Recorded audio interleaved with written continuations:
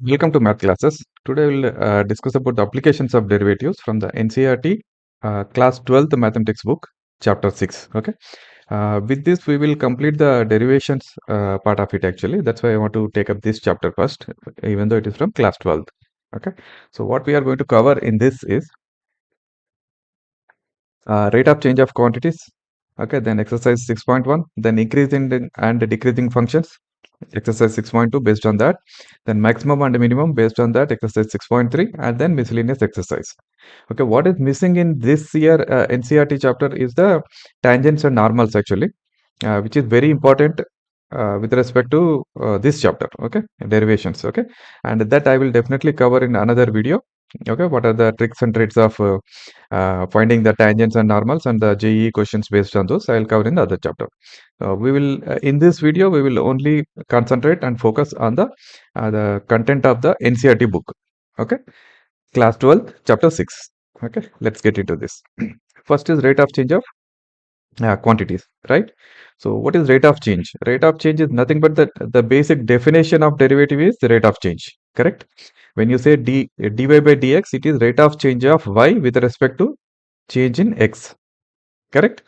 So if y is f of x, then dy by dx is we will represent as f dash x, which gives us rate of change of f of x with respect to change in x, correct? So this is the underlying definition of derivation, okay, or differentiation. Now with this, what we can say is if f dash x 0 gives us the rate of change at x equal to x0, okay, which is a particular point, or we can also call this as instantaneous change. Okay, so this is the in physics you will use the instantaneous speed, instantaneous velocity, instantaneous acceleration, all those words actually. So this is what that is. Okay, instantaneous means at a particular point. Okay, now once you know this dy by dx is positive if y increases as x increases. Okay, this is called rate of change is increasing or decreasing, right? With this we can verify whether it is increasing or decreasing. Okay, so where you can use these applications are in economics, marginal cost and marginal revenues. Okay, geometry you can find out the changes in area and volumes, and then physics you can velocity, acceleration, all these things. Okay, so these are the possible areas where you can use the rate of change. So let's understand and do some practice problems based on the rate of change. Yeah, exercise 6.1. Find the rate of change of area of circle with respect to its radius r when r is 3 centimeters, when r is 4 centimeters. Okay, now we need to find out the rate of change of circle, area of circle, right? So first is area. Area is nothing but pi r square, which is, let's call it a. So a dash is nothing but r dA by dr is nothing but 2 pi r if I differentiate pi r square with respect to r. Okay, now the question is at r equal to 3 centimeters, what is the rate of change, correct? So at r equal to 3, this is nothing but 2 pi into 3, that is 6 pi. Okay, rate of change of area at r equal to 3 is 6 pi. Similarly, for 4 centimeters, it is 8 pi. Okay, next. The volume of a cube is increasing at a rate of 8 cc per second. How fast is the surface area increasing when the length of an edge is 12 centimeters? Okay, one thing is very important to note down the unit actually. Okay, from the unit you know what is the differentiation you are doing, okay, with respect to which parameter you are doing differentiation. In this case, the volume of a cube is increasing with respect to, okay, at the rate of 8 cc per second. That means the differentiation is with respect to time per second, right? Okay, so this is very important to note down. Okay, now volume, we know volume is of a cube is nothing but s cube. So dv by dt is given as 8 cc per second, 8 cubic centimeters per second. Okay, now what is the now you know v equal to s cube, so you differentiate with respect to t. Okay, if you differentiate, this will become dv by dt, which is equal to 3s square. And is it that's all done? No, then you have a ds by dt also. Okay, there is a change in edge, okay, that is side with respect to time. Okay, now this is what you need to find out. So ds by dt is nothing but dv by dt is 8, so 8 by 3s square. This is my ds by dt. Now at edge, when the edge is at 12 centimeters, I want to find out the rate of change, correct? So surface area is equal to a equal to 6s square, Okay. Now, rate of change of surface area with respect to time, which is nothing but dA by dt. Okay, dA by dt. If I differentiate this one, it will become 12s into ds by dt. And my ds by dt is nothing but this value, 8 by 3s square. So I'll put substitute here, 12s by 8 by 3s square.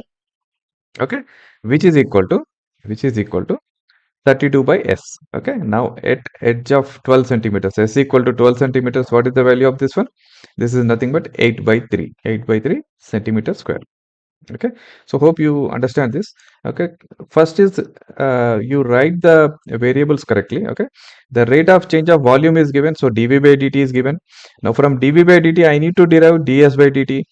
Okay, because in area, rate of change of area, I need ds by dt. So ds by dt I'm finding from here and then substituting here and at a given edge side, edge length. Okay, next. The radius of a circle is increasing uniformly at a rate of 3 centimeters per second. So again, you are doing, uh, this is radius, right? dr by dt is what is given. Okay. Find the rate at which area of the circle is increasing when the radius is 10 centimeters. Okay, this is simple. Let r be the radius, then what is given is dr by dt, which is 3 centimeters per second. Now, what is the area? Area is nothing but pi r square. So, rate of change of area with respect to time is dA by dt, which is 2 pi r into dr by dt. Okay. So, now I have the dr by dt already and r equal to 10 centimeters, which is given. So, at r equal to 10 centimeters, rate of change of area equal to pi into 2 into 10 into 3, which is nothing but 60 pi centimeter square by second. Okay. Unit is important. Okay. So write it. Next. Edge of a variable cube is increasing at a rate of 3 centimeters per second. How fast is the volume of the cube is increasing when the edge is 10 centimeters long? Okay, so again similar to above one. Let x be the edge, then dx by dt is 3 centimeters per second, which is given. Now volume of the cube is x cube. So rate of change of volume is nothing but v dash with respect to dv by dt is nothing but 3x square into dx by dt. So dx by dt is given, x is given. So I can easily find out at x equal to 10, rate of change of volume equal to 3 into 10 square into 3, which is nothing but 900 cc per cubic centimeters per second. Okay, next. A stone is dropped into a quiet lake and waves move in a circle at a speed of 5 centimeters per second. At the instant when the radius of the circular wave is 8 centimeters, how fast is the enclosed area is increasing? Okay. So when you drop a stone in the lake, waves are formed, correct? And the wave size keep increasing. Okay. So when the radius is 8 centimeters, what is the area, rate of change of area at that instant? Okay. So this is easy. What is given is rates of wave move or increase in the is the same as increase in radius, correct? Okay. So wave is increasing means radius is increasing at some rate. Okay. Now what is that rate? dr by dt. dr by dt is equal to 5 centimeters per second. Okay. Now what is the area? Area of circle is a equal to pi r square. Now rate of change of area of circle is dA by dt, which is 2 pi r into dr by dt. Now at when the radius is 8 centimeters and dA by dt, dr by dt equal to 5 centimeters per second, dA by dt is nothing but 2 pi into 8 into 5, which is 80 pi centimeter square by second. Okay, this is the rate at which the area of this circular wave increases when the radius is at 8 centimeters and wave is moving at a speed of 5 centimeters per second. Okay, radius of a circle is increasing at a rate of 0.7 centimeters per second. What is the rate of change in circumference? Okay, it's same as above one. Instead of area, we are checking circumference. That's all. So dr by dt is given 0.7 centimeters per second. Circumference of a circle is 2 pi r. Okay. So dc by dt, rate of change of circumference is 2 pi into dr by dt, which is nothing but 2 pi into 0.7, that is 1.4 pi. Now if you see, there is no term of r in this. Okay, it's a constantly increasing. Circumference increases constant at a given rate of change of radius. Okay. So this is important to note down. Okay, when it is variable, it depends on a given parameter or not. Okay, next. The length x of a rectangle is decreasing at a rate of 5 centimeters per minute and width y is increasing at a rate of 4 centimeters per minute. When x equal to 8 and y equal to 6 centimeters, find the rates of change of perimeter and area of the rectangle. Okay, so this is also similar. you have length equal to x, width equal to y. So rate of change of length is dx by dt, which is decreasing. So it is minus 5 centimeters per minute. And the rate of change of width is equal to dy by dt, which is increasing. So 4 centimeters per minute. Now, once you know this, perimeter of the circle is 2 times x plus y. Okay.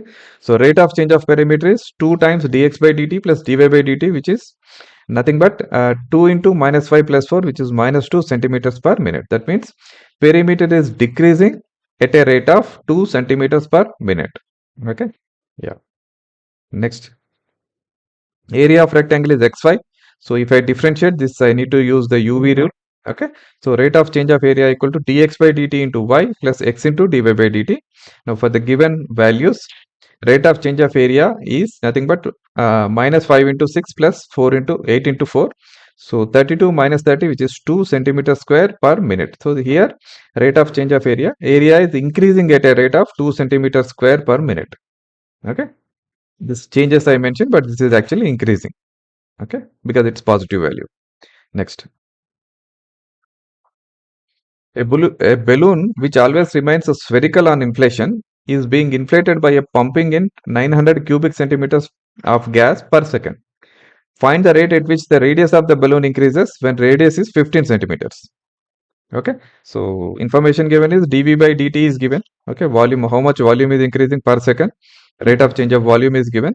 Now I need to find out dr by dt. Okay, so this is simple. We know the volume formula. Rate of change of volume is given dB by dt equal to 900 cc per second. Okay, volume of sphere is V equal to 4 by 3 pi r cube. Okay, rate of change of volume equal to dB by dt, which is 4 by 3 pi into 3r square into dr by dt if I differentiate with respect to t. Okay, and r is the variable here, which is equal to 900 because dB by dt is 900. Now my dr by dt is nothing but 1 by pi. Okay, and this is positive, so it increases. Radius is increasing with respect to time. Okay. Next. A balloon which always remains spherical has a variable radius, same as above actually. Find the rate at which the volume is increasing with the radius is when the radius is at 10 centimeters. Okay. So volume of the balloon is V equal to 4 by 3 pi r cube. Now rate of change of volume is dV by dr, which is with respect to radius we have to find out. So dV by dr. Okay. So not with respect to time. Okay, that is important. So dV by dr equal to 4 pi r square. Okay, now at radius equal to 10 centimeters, dV by dr equal to 4 times pi into 10 square, which is nothing but 400 pi cc per centimeter. Per radius, right? So radius is centimeter. So per centimeter change in radius, the volume increases 400 pi. Okay, next. A ladder 5 meters long is leaning against a wall. The bottom of the ladder is pulled along the ground away from the wall at a rate of 2 centimeters per second. How fast is its height on the wall decreases when the foot of the ladder is 4 meters away from the wall. Okay, so we just need to form a equation based on Pythagoras theorem and then solve it. Okay, so this is how it is. You have a wall, BC is the wall. Okay, and AB is the ladder, and the ladder is pulled at the bottom in this direction. Okay, now what is the rate at which the height is falling down? That's what is asked question. Okay, now we know that this forms a right angle triangle. Okay, if you call CA as x and BC as y, okay, height as y, and distance from the foot of the wall is x. Okay, and the ladder is a constant length, right? 5 meters. So now we know that x square plus y square equal to 5 square. Correct? And the information given is rate of change of length. Okay, dx by dt is given as 2 centimeters per second, which is the distance from the foot of the wall is increasing at a 2 centimeters per second because I am pulling it this direction. Okay. Now, rate of change of width equal to dy by dt. We need to find out this. So, according to Pythagoras theorem, x square plus y square equal to ab square, which is 25. So, now if I differentiate 2x into dx by dt plus 2y into dy by dt equal to 10. So, dy by dt is nothing but minus x by y into dx by dt. Okay, now I need to have two values, right? When foot of the ladder is 4 meters away from the wall. Okay, when x is 4, what is the value of y? Y is nothing but y square equal to 25 minus 4 square according to Pythagoras theorem. So this is nothing but y square equal to 9 or y equal to 3 centimeters. So I have my x, I have my y, I have my dx by dt. Okay, so if I substitute all these values, the rate at which height is decreasing is dy by dt, which is equal to minus x by y dx by dt, which is, if I substitute the values, I get minus 8 by 3 centimeters per second. Okay, so the height is decreasing at 8 by 3 centimeters per second as foot is going away at 4 centimeters per second. Okay, so this is how we normally find out the increasing decreasing use of differentiation for finding increasing decreasing volumes and geometrical figures, and maybe you will also see some more questions based on the marginal cost and cost, okay, in the economics questions. Okay, next. Particle moves along the curve 6y equal to x cube plus 3, x cube plus 2. Find the points on the curve at which y coordinate is changing 8 times as fast as x coordinate. Okay, and that meaning is y coordinate is changing 8 times as fast as x coordinate, means delta y by delta x, correct? Change in y by change in x, that is dy by dx equal to 8. That's what the information is given. Once you know this, then we can easily find out which location, which point this can happen, correct? So given curve is 6y equal to x cube plus 2. So change in y coordinate with respect to x is dy by dx, which is 8. Okay, so if I differentiate 6y equal to x cube plus 3, it is 6 times dy by dx equal to 3x square. If I substitute uh, dy by dx equal to 8, it will become 6 into 8 equal to 3x square, which means x square is nothing but 16 or x equal to plus or minus 4. So once we know this, x equal to plus or minus 4, y is, you can easily find out what is the value of y. Okay, so y is nothing but 64 plus 2 by 6, which is 11. Okay, or if x equal to minus 4, it is minus 31 by 3. So these are the 2 points. Okay, 4 comma 11 and minus 4 comma minus 31 by 3.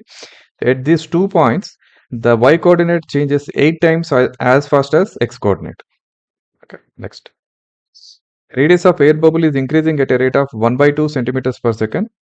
At what rate is the volume of the bubble increasing when the radius is 1 centimeter? So this is straightforward. We have done similar problem before. You can do it yourself. Okay. Information given is dr by dt, radius change, rate of change of radius. Okay. You need to find out rate of change of volume. That's it. As simple as that. Okay. Next. A balloon which always remains spherical has a variable parameter which is 3 times 2x plus 1 by 2. Find the rate of change of its volume with respect to x. Okay, so this is also straightforward. Only thing is you take the volume of the sphere and then diameter is given as 3 times 2x plus 1 by 2. So you replace it and then reform the equation. Make a new equation and then do the differentiation. Okay, so diameter of the sphere is 3 times 2x plus 2 by 2. Okay, volume of the sphere is 4 by 3 pi r cube. R is nothing but d by 2 cube. Okay, now that is nothing but pi d cube by 6. Okay, so if I'll take pi by 6 into d, instead of d I am replaced with 3 times 2x plus 2 by 2. So this will become 27 by 8 into 2x plus 1 whole cube. Now you differentiate dv by dx is nothing but pi by 6 into 27 by 8 into 3 times 2x plus 1 whole square into 2. This is nothing but 27 times 2x plus 1 whole square pi by 8.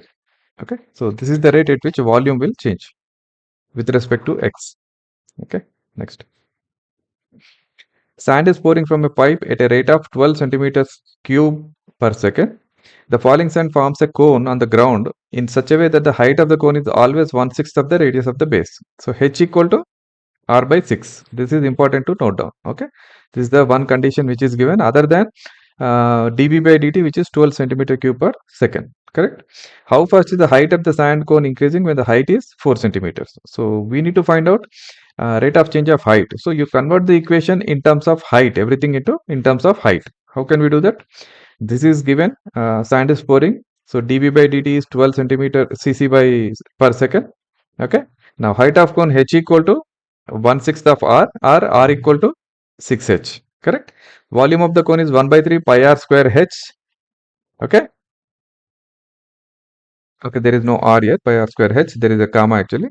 So volume equal to 1 by 3 there is no r here, okay, which is equal to 1 by 3 pi. Instead of r square, I am writing 6h whole square into h. Okay, so this is nothing but 12 pi h cube. Now my dB by dt is nothing but 36 pi h square into dh by dt. Okay, so what I need is dh by dt. Rest of the information is given already. So 12 equal to 36 pi h square dh by dt, or dh by dt is equal to what if you calculate, you will get 1 by 48 pi centimeters per second. This is what you will get. Okay, next. The total cost Cx in rupees associated with the production of x units of an item is given by C of x equal to 0.007 x cube minus 0.003 x square plus 15x plus 4000. Find the marginal cost when 17 units are produced. So, marginal cost, what we'll do, we just differentiate the cost equation, basically total cost equation. Okay, so this is the total cost given.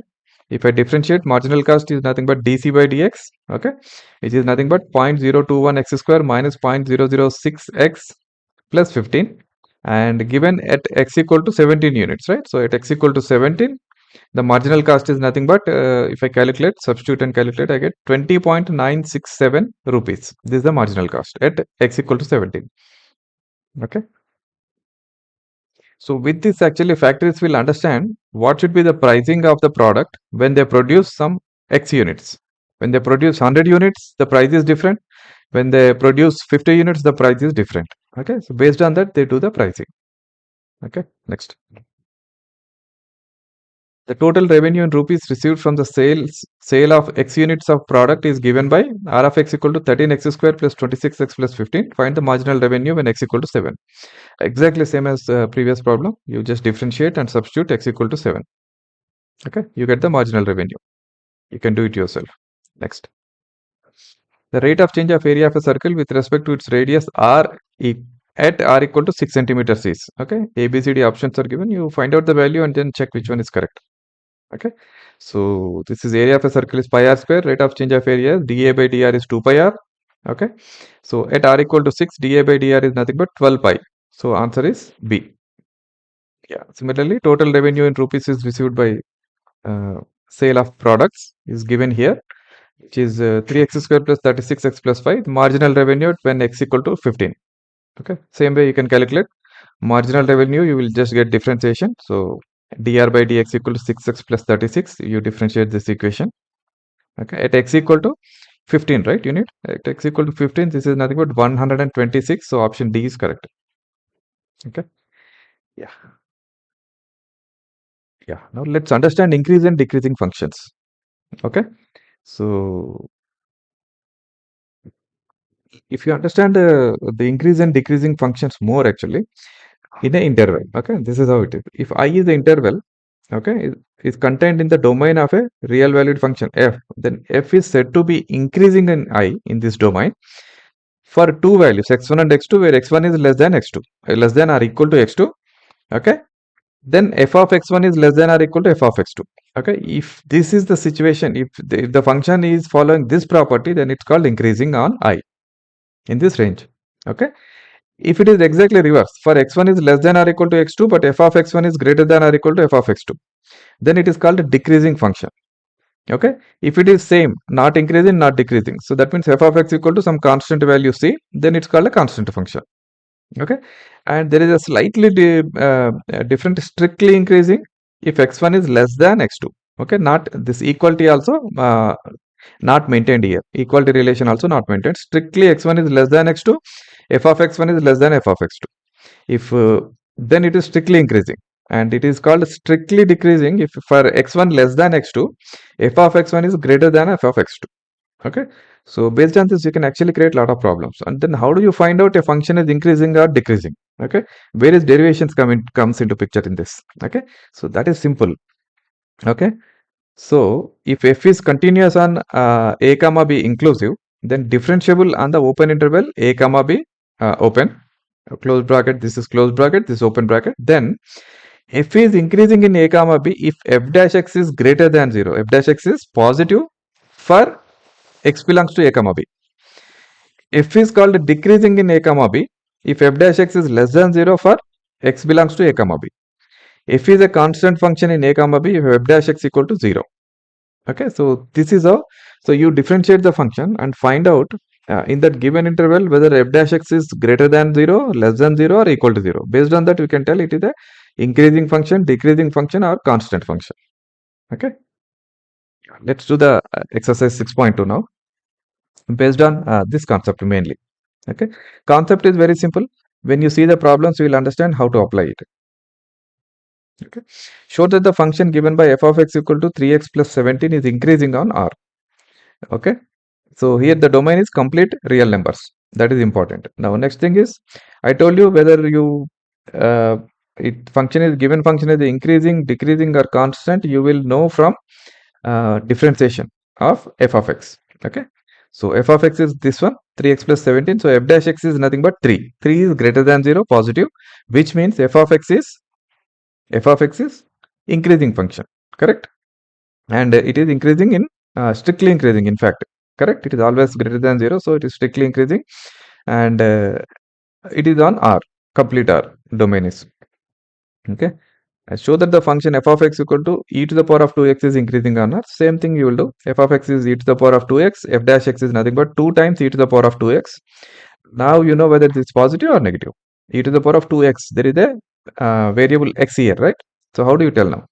So this is simple. E to the power of anything is, you will get a positive value only. It can be a fractional, it can be a composite number, but you will always get a positive value. You will never get a negative value, whatever is the value of x. Correct? So you have a positive value into 2. Obviously, you will get positive. So f dash x is positive for all values of x. Okay, which means f of x is increasing on R. Okay, show that the function given by f of x equal to sin x is increasing on 0 comma pi by 2 and decreasing in pi by 2 comma pi, and neither increasing nor decreasing in 0 comma pi. Okay, so let's see. So thing is, this is simple. If you prove that this is increasing in this, decreasing in this, then 0 comma pi, it is both increasing and decreasing, so you cannot tell, correct? So third option is basically, once you prove these two, third option is obvious, correct?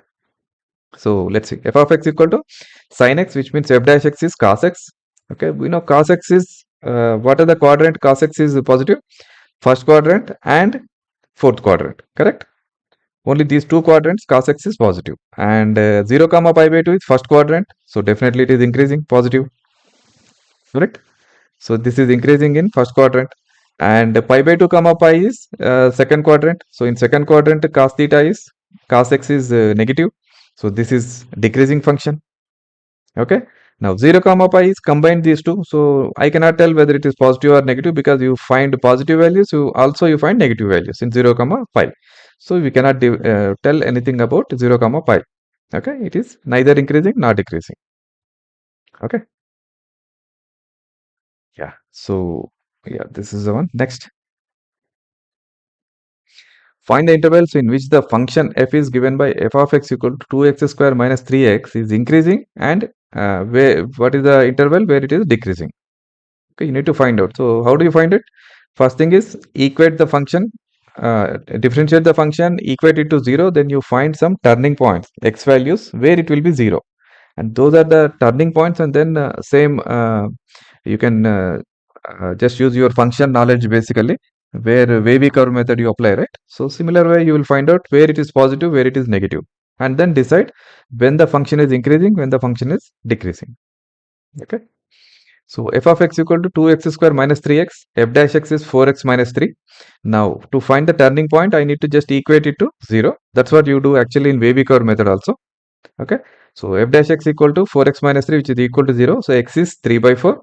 So this will uh, make the domain into two parts. One is minus infinity to 3 by 4 and 3 by 4 to infinity. Okay. You can have, yeah, inclusive here. That's not a problem. Okay, these are the two domains basically you have. So now you find out in each domain whether the given f dash x is positive or negative. Based on that, you can tell in this domain f of x is increasing or decreasing. Okay, so we know that 4x minus 3 is a simple straight line, correct? It is a very easy to tell whether it is increasing or decreasing, correct, in the given domain. So first thing is you take any point from minus infinity to 3 by 4. Okay, in this case I took 0, because it's a very simple straightforward function. So f dash 0 is nothing but minus 3. Minus 3 is less than 0, which means f of x is decreasing in the domain minus infinity to 3 by 4. Okay. Similarly, 3 by 4 to infinity I take. So f of 1. So f dash of 1 is, sorry, x equal to 1 I took. So f dash of 1 is nothing but 1. Okay, because it will become 4 minus 3, which is 1, which is positive. That means f of x is increasing in 3 by 4 comma infinity.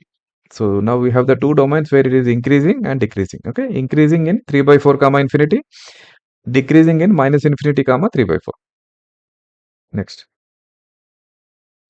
Again, same question, similar question. The function is different. Okay, only thing is instead of quadratic, you got a cubic equation. Okay, simple. This is your f of x, 2x cube minus 3x square minus 36x plus 7. So f dash x is nothing but 6x square minus 6x minus 36, which is nothing but 6 times x square minus x minus 6. Now to find the turning point, I need to just equate it to 0, correct? And I can rewrite this x square minus x minus 6 as x minus 3 into x plus 2. Okay. So f dash x equal to 0 if I make x equal to minus 2 comma 3. So I get 3 disjoint intervals. What are they? Minus infinity to 2, minus 2 comma 3 and 3 comma infinity. Okay, so this is exactly the same way you do wavy curve method, right? If you draw the wave, this is what you do actually. Okay, now this is the parabola, we know it crosses x-axis at 2 points. So obviously we will get increasing, decreasing and different varieties, correct? So let's see. In the interval minus infinity comma minus 2, f dash x is nothing but I am taking the point minus 3, which is in between this. So f of minus 3 is 6 into minus 6, correct? 6 into, if I take minus 3 basically, 6 into minus 6 minus 36, minus 36 into minus 1, which is 36 plus 36, correct? So positive value. So f of x is increasing in minus infinity to minus 2. Next, minus 2 comma minus 3, I can take 0. If I take 0, this will become 6 into minus 3 into plus 2, which is minus 36, which is, sorry, this is negative. Okay, less than 0. Minus 36 is less than 0. So f of x is decreasing. Okay, decreasing in minus 2 comma 3. Okay, ignore the spelling mistakes, please. Yeah, next is in the interval 3 comma infinity, f dash x equal to f dash 4. I took the value 4 actually. Okay, which is again 36. So which is positive. So f of x is increasing in 3 comma infinity.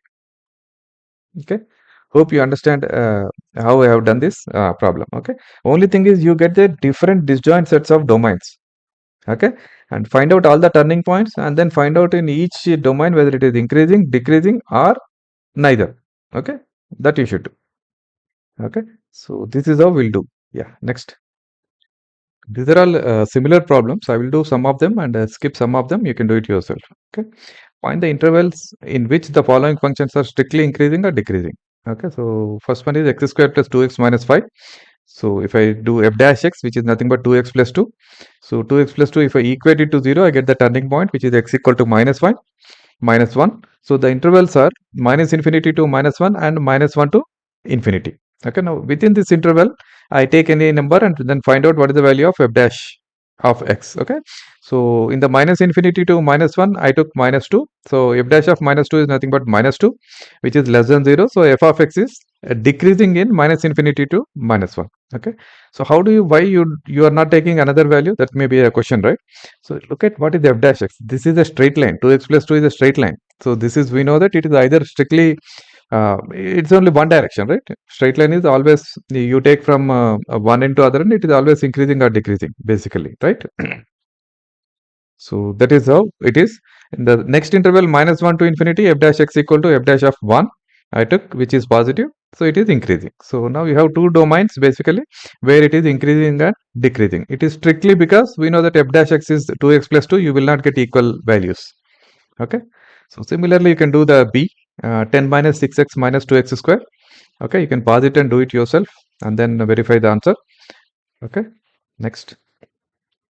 Yeah, here it is a power of 3 actually, polynomial with index 3 actually. So minus 2x cube minus 9x square minus 12x plus 1. So if I do differentiation, I get minus 6 into x plus 2 into x plus 1. Okay, if I rearrange this, this is what I'll get. Minus 6 into x plus 2 into x plus 1. If I equate it to 0, I get the turning points. I get to 2 turning points, minus 1 and minus 2. That means this divides the domain into 3 intervals. What are the three intervals? Minus infinity to minus 2, minus 2 to minus 1, and minus 1 to infinity. Okay. Now, this is also, we know that this is a parabola, equation of a parabola, x square, correct?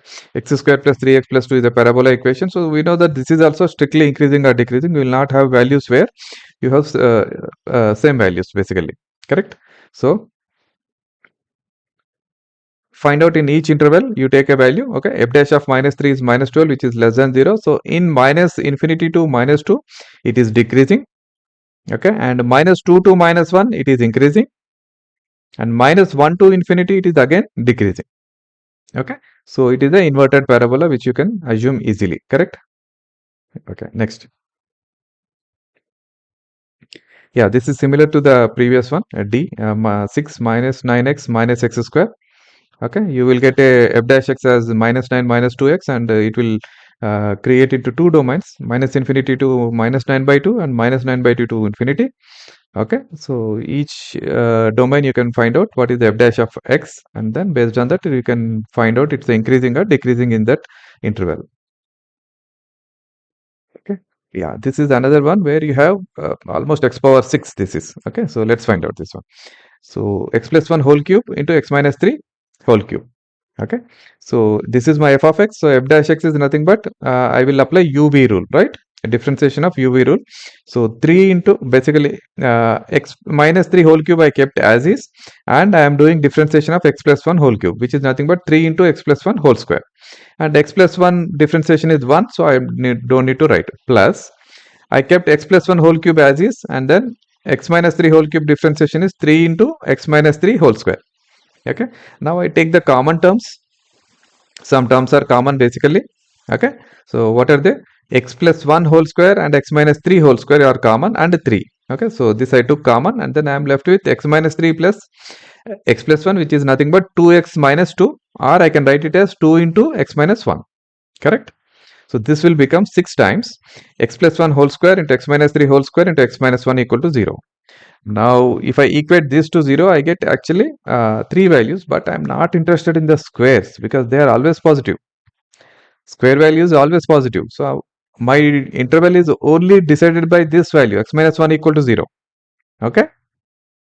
So I will take only x minus 1 equal to 0, and then this will divide the domain into two intervals, which is minus infinity to 1 and 1 to infinity. So these are the two domains I am interested. Even if I take other two, I actually get the same value as either this one or this one. Okay, so it will not affect anything actually. Okay, so in the interval minus infinity to 1, f dash x is I am just considering 0 value. Okay, which is f dash 0, which is negative. Okay, if f dash 0 is negative, then f of x is decreasing in minus infinity to 1. And the same thing, 1 to infinity, I just took f dash of 5, which is positive. So in minus 1 to infinity, f of x is increasing. Okay, so the important thing is you don't need to consider the values of square to the power of 4 to the power of 6. You don't need to consider them because they are anyway positive. All you are interested is where it will not be positive. That is what is the turning point which will break the domain into multiple intervals. Okay, next. Yeah, show that y equal to log of 1 plus x minus 2x by 2 plus x, where x is greater than minus 1, x is greater than minus 1, this is important to note down, is an increasing function of x throughout its domain. Throughout its domain means what is its domain? Its domain is x is greater than minus 1. So, x will be any value more than minus 1. Okay. Now, this is my f of x. So, I will do f dash differentiation. F dash x equal to log x is 1 by 1 plus x.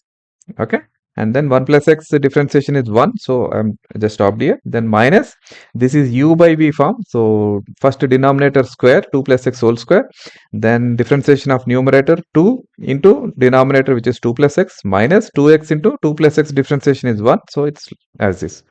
If I simplify, this is what I get.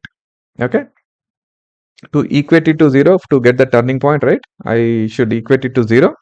Then I'll get 2 plus x whole square minus 4 times 1 plus x, which is equal to 0. This is means if I expand it, I'll get only x square term is left. Rest all gets cancelled. So x square equal to 0 or x equal to 0. So my domain are basically, since I have to consider x greater than minus 1, sorry, this is not 1, x greater than minus 1, I should consider. So my intervals are minus 1 to 0, then 0 to infinity, right?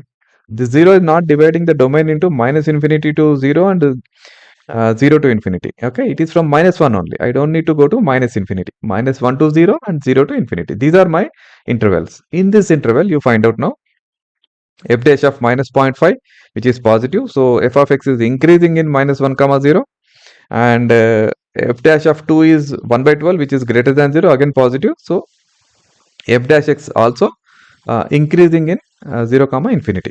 Okay, so it is increasing in both the complete interval. That means it is throughout, right? Throughout the domain, it is increasing. Okay, next. Find the values of x for which y equal to x times x minus 2 whole square is an increasing function. Okay, so let's find out. This is a slightly different question. Okay, we need to find out values of x for which this is increasing function. So it is, we have to, when you differentiate and then find the turning point, we should assume this is positive already, correct? So f of x is this one, which if I expand it, it is x power 4 minus 4x cube plus 4x square. So my f dash x is nothing but 4x cube minus 12x square plus 8x. Okay. Now to get the turning point, I need to equate it to 0. Before that, I'm just simplifying it. I can take 4x common. So I'm left with x square minus 3x plus 2, and which is nothing but 4x into x minus 2 into x minus 1, which if I equate it to 0, I get 3 values, 0, 1, 2. Correct? X equal to 0, 1, 2. That means my intervals are minus infinity to 0, 0 to 1, and 1 comma 2, and 2 to infinity. Okay, these are, sorry, not 3, 4 intervals I'll get. Okay, so these are my 4 intervals. In each interval, you check the values. F dash of minus 1 is negative, so it is decreasing in this domain. Okay, but I need to find out only increasing function, right? Correct. Then in this interval, 0 to 1, it is increasing. Okay, 1 comma 2, it is decreasing. Then 2 comma infinity, it is increasing. So where this function is increasing now? Function is increasing in x from 0 to 1 and 2 to infinity. This is important. Okay. So even though I generally wrote everywhere actually open bracket, you should consider closed bracket actually at least one side. Okay. This should be a closed bracket here, closed bracket here. Okay. So that's what you can cross check that value, whichever is closed bracket, you check that value explicitly and then find out whether the final answer is closed bracket or open. Okay, so that's it. Next. Yeah, prove that y equal to 4 sine theta by 2 plus cos theta minus theta is an increasing function of theta in 0 to pi by 2 only. Okay, this is the theta belongs to only 0 to pi by 2. Okay, so first thing is simple. This is my y. So y dash is nothing but u by v rule I apply and then differentiate. This is what it is, and minus 1 because there is a minus theta. If I differentiate theta with theta, then I'll get 1. Correct? Simplify it. First thing is, so if I simplify, this is what I get. 4 plus 4 cos theta plus cos square theta. That is my y dash. Which if I rewrite it, then this is nothing but cos theta. Okay. Cos square theta minus 4 cos theta. Okay. If I take, sorry, there should be one more cos theta here. Okay. So, yeah, this is the correct value. If I take cos theta common, cos theta minus 4 equal to 0. This is what gives me my turning points. Okay. So, which means either cos theta equal to 0 or cos theta equal to 4. Okay. But cos theta equal to 4 is not possible because cos theta is always between minus 1 and 1. So, this is, you can ignore this one. Only cos theta equal to 0. This is the valid turning point, which means theta equal to pi by 2. Okay. So, my domain is divided into two parts still. Okay. Okay, one is 0 to pi by 2, where 0 is inclusive, pi by 2 is exclusive, and pi by 2. So explicitly you check at pi by 2 what happens. That is important. Okay, first thing is 0 to pi by 2, you check what happens. In 0 to pi by 2, I'll cross check at f dash of 0, which is 1 by 3. f dash of pi by 4, which is also positive. I don't need to find exact value. If I know approximately what is it coming positive or negative, that's enough. Okay. This is also positive. So f of x is increasing in 0 to pi by 2, where 0 is inclusive, pi by 2 is exclusive.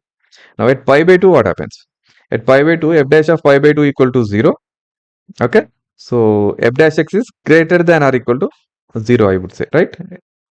Correct? So that means it is not strictly increasing, but it is just increasing function in 0 to pi by 2. Okay. So f of x is increasing in when x belongs to 0 to pi by 2. Okay. Not strictly increasing. Okay. Next. Prove that the logarithmic function is increasing on 0 to infinity.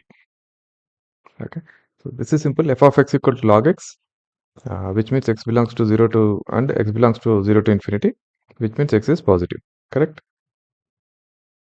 F dash x is nothing but 1 by x in the range 0 comma infinity, where not including 0. Okay. 1 by x is always positive. Correct? So which means f dash x is always positive, and f of x is increasing in 0 to infinity. Okay. Next, f of x equal to x square minus x plus 1 is prove that this is neither strictly increasing nor decreasing on minus 1 comma 1. Okay. So yeah, just check, simple, very straightforward question. This is f of x, and f dash x is 2x minus 1. So if you equate it to 0, you'll get the turning point, which is critical point is nothing but 1 by 2. So interval is actually minus half to half, minus infinity to half, and half to infinity. But we need to find out from minus 1 to 1, correct? So this is actually breaking minus 1 to 1 also into two intervals, correct? Which is nothing but minus 1 to half and half to 1. Okay. Now in this range, f dash x is take any value. Uh, so f dash of 0 is minus 1, which is less than 0. That means f of x is decreasing in minus 1 to half, and half to 1, you take 3 by 4. F dash 3 by 4 is nothing but 1 by 2, which is positive. That means f of x is increasing. So some part of minus 1 to 1 it is decreasing, some part of minus 1 to 1 it is increasing, which means we cannot tell it is increasing or decreasing. So it is neither strictly increasing nor decreasing in minus 1 comma 1 range. Okay. Next. Which of the following functions are decreasing on 0 to pi by 2? Okay. So one of them will do, rest of it you can do it yourself.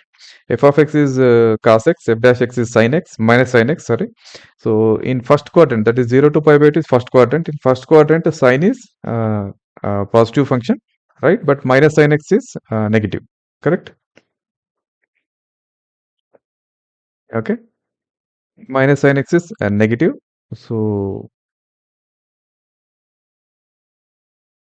yeah, this is negative. That means f of x is a decreasing function. Okay. Cos x is a decreasing function. So similarly, you can do the other things. F of x equal to cos 2x, f dash x equal to minus 2 sin 2x, and in 0 to pi by 2, minus 2 sin 2x equal to 0, which means you will get limits x equal to 0 and pi by 2. Okay. And the critical points are not part of the domain, both are. Okay. So f dash x equal to f dash pi by 4, which is equal to negative. So it is decreasing function again. Okay. Next. F of x equal to cos 3x. Okay. Now there will be some turning points which are within the domain. Okay. Now let's find out. F dash x is nothing but minus 3 sin 3x. Okay. If I equate it to 0, then I'll get 3x equal to 0, pi, 2 pi. Okay. Which means my critical points are 0, pi by 3 and 2 pi by 3. These 3 points are there. So domains are 0 to pi by 3 and pi by 3 to pi by 2. Okay. These are the two domains which I'll get within 0 to pi by 2. Okay. Now in the first part, cos 3x, that is f dash x is nothing but f dash pi by 4, which is minus 3 sin 3 times pi by 4, which is negative. Okay. So cos 3x is decreasing function in 0 to pi by 2. Okay. And pi by 3 to pi by 2 is f dash x is approximately around 75. You can take f dash 75, which is nothing but minus 3 sin 3 times 75, which is positive anyway in this case. Okay. So once you know this one, in the domain pi by 3 to pi by 2, cos 3x is increasing function. So it has both increasing and decreasing, right? So this is, we cannot tell anything. It is neither increasing nor decreasing in 0 to pi by 2, this function. Okay. Similarly, you can do for tan. Okay, tan is tan f dash x is secant square x. Okay, so yeah, there won't be any critical point. So it's only increasing function. Tan x is only increasing function, but the question asked is for the decreasing function. So this is also not correct. Option A and B are decreasing functions. Okay. Next. Which of the following intervals function f of x equal to x to the power of 100 plus sin x minus 1 is decreasing? Okay. So let's check. This is f of x. This is my f dash x, 100 times x to the power of 99 plus cos x. Okay, in the range 0 comma 1 first. Okay, that is, you can take 1 radian is around 57 degrees. 1 radian is around 57 degrees. So I can take some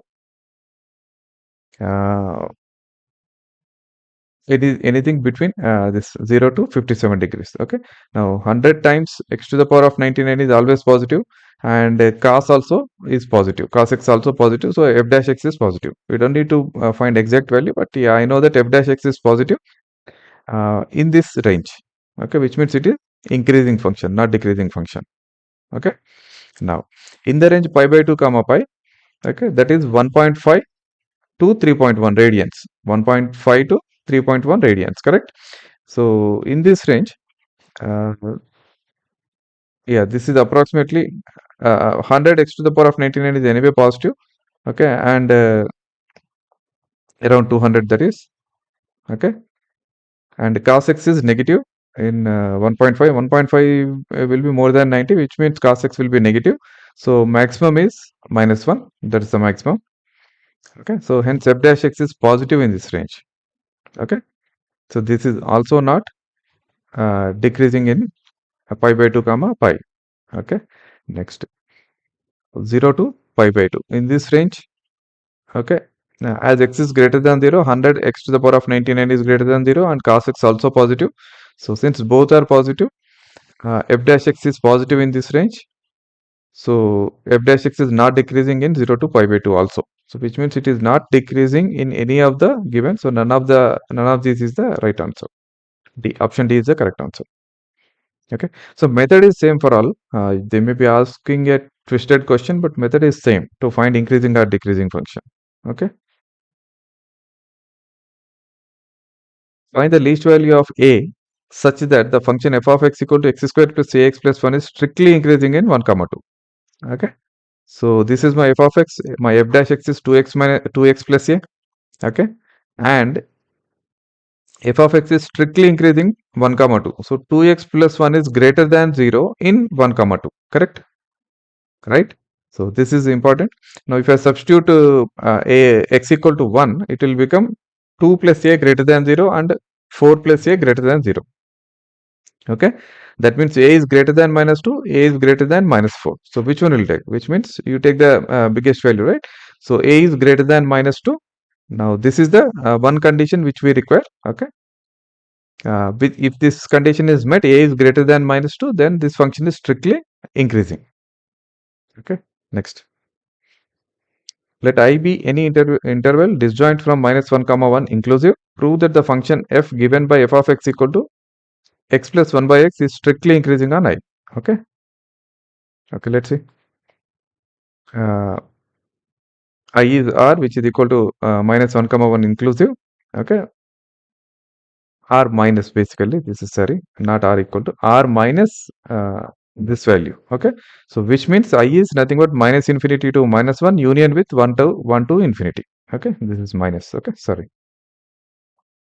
So f of x is this value, f dash x is nothing but 1 minus 1 by x square, which is nothing but x square minus 1 by x square. If I equate it to 0, what I'll get is x square minus 1 equal to 0, or x equal to plus or minus 1. Okay, so my turning points or critical points are -1 and 1. Correct? So intervals are minus infinity to -1 union with 1 comma infinity. Okay. Now in this infinity, minus infinity to -1, f dash x is approximately, I take f dash of -2, which is 3 by 4 positive. So it is increasing function f of x. In 1 comma infinity, it is f dash of 2 I take. It is also 3 by 4, which is in, greater than 0. So f of x is increasing in 1 comma infinity also, which means f of x is, but minus 1 and 1 are not part of interval f of x is, so it is strictly increasing in I. Okay. Next.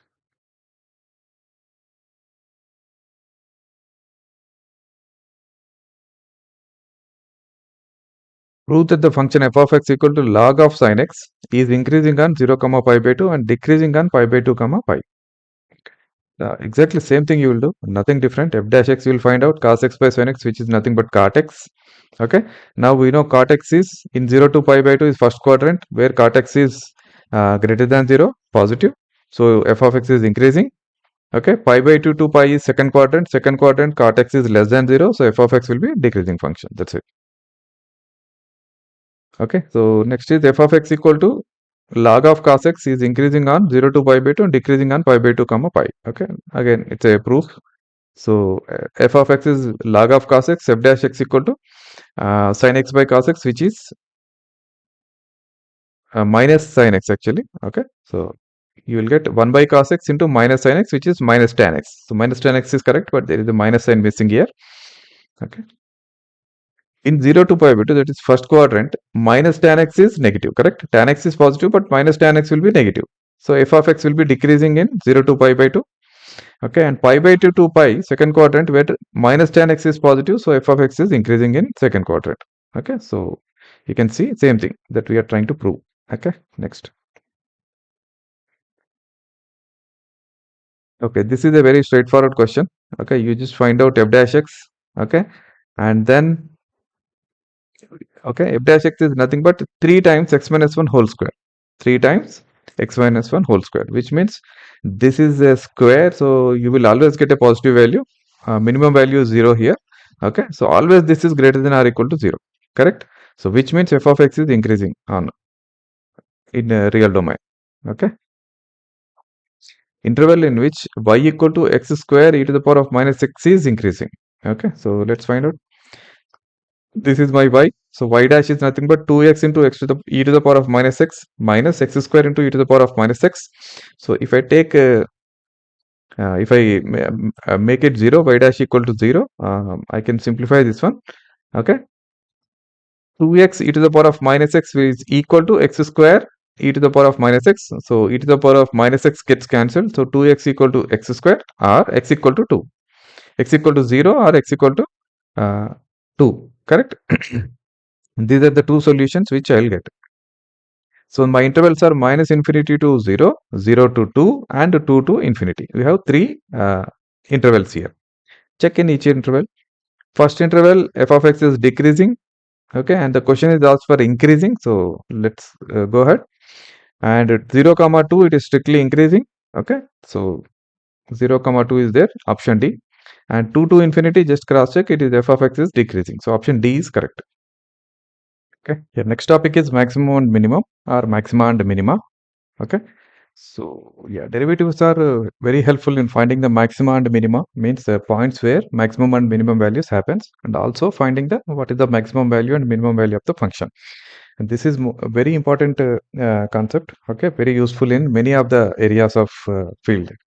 Okay, so let's define first. Okay, if f is a function defined in the interval I, then what is the maximum value? F of c is maximum value if f of c is greater than f of x for all x in the interval.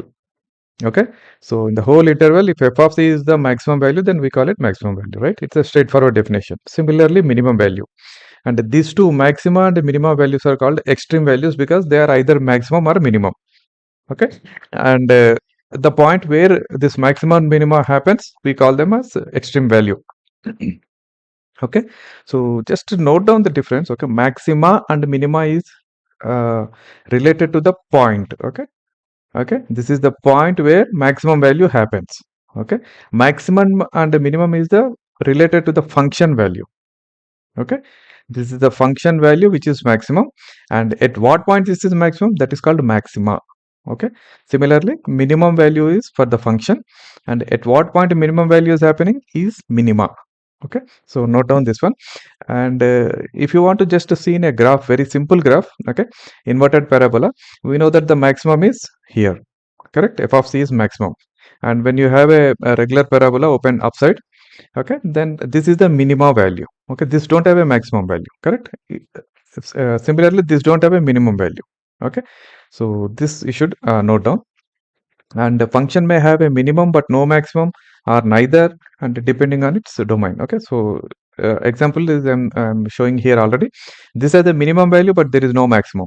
This is the maximum value but no minimum. Okay, similarly some functions may not have any maximum and minimum, and yeah, okay, so on.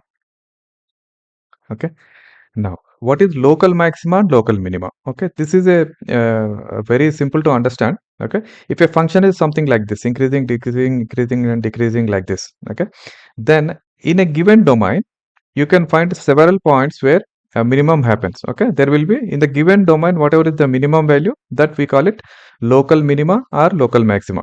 Okay, there might be several domains, so in each domain you may find one value which is maximum or minimum or both. Okay, these are called local maxima and local minima. Okay, and the previous one I talked about is the absolute maximum and absolute minimum. Okay, okay, so which means basically local maximum is nothing but it is maximum compared to its small neighborhood. Okay, if you take x equal to c is maximum with respect to some domain where it is c minus h to c plus h, very small domain. Okay, similarly minimum. Okay, and the turning point is point where function changes from increasing to decrease. Okay, this is the point where it is decreasing to increase, it is changing. Here it is increasing to decreasing, it is changing. Okay, so these are called turning points. Okay, these are the possible locations of local maxima and minima that you should understand. Okay, so finding turning points will give us possible local maxima and local minima. Okay, what is the critical point? Same turning points along with maybe some more points you can add actually. Okay, a point c is critical if f dash c is equal to 0 or f dash c does not exist. Okay, every local maximum or minimum occurs at a critical point, but not every critical point is a maximum or minimum. Okay, if example, if you take f of x equal to x cube, okay, f dash is nothing but 3x square. If I equate it to 0, I get x equal to 0, but x equal to 0 is neither maximum nor minimum. Understand? Uh, f- x equal to 0 is 0, but 0 is not minimum of f of this x cube. Okay, if you take negative value, it will go much below 0. If you take any positive integer, it will go way above 0. Correct? So it is neither maximum nor minimum. Only thing is you are given a critical point where you have to evaluate and see if you get your local maxima or local minima or absolute maxima or absolute minima. You check that and then confirm. Okay, you don't need to check every possible point. Okay, next. Okay, how to find out this local maxima and minima or maxima and minima? We have something called first derivation test. Okay, so let's see be the critical point. Then there are three cases basically.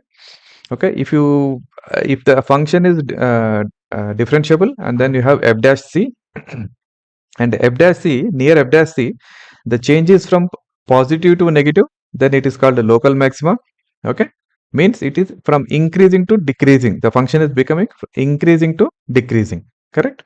And if the f dash c is changing from negative to positive, that means decreasing to increase. So it is local minima. If there is no sign change, then this is called point of inflection. Okay, because there is neither local maxima nor local minima. It's point of inflection. So this is the best test to do to confirm whether a function has a local maxima, minima, or point of inflection. Okay, you have second derivation test. Okay, but if second derivation test fails, you'll fall back on first derivation test only. So better you understand this completely. Okay, and we have something called second derivation test. What we will do here is, okay, if c is a critical point and c double dash f double dash c exists and f dash c is equal to 0, which means basically c is the critical point. I'm trying to tell f dash c equal to 0 means c is the critical point.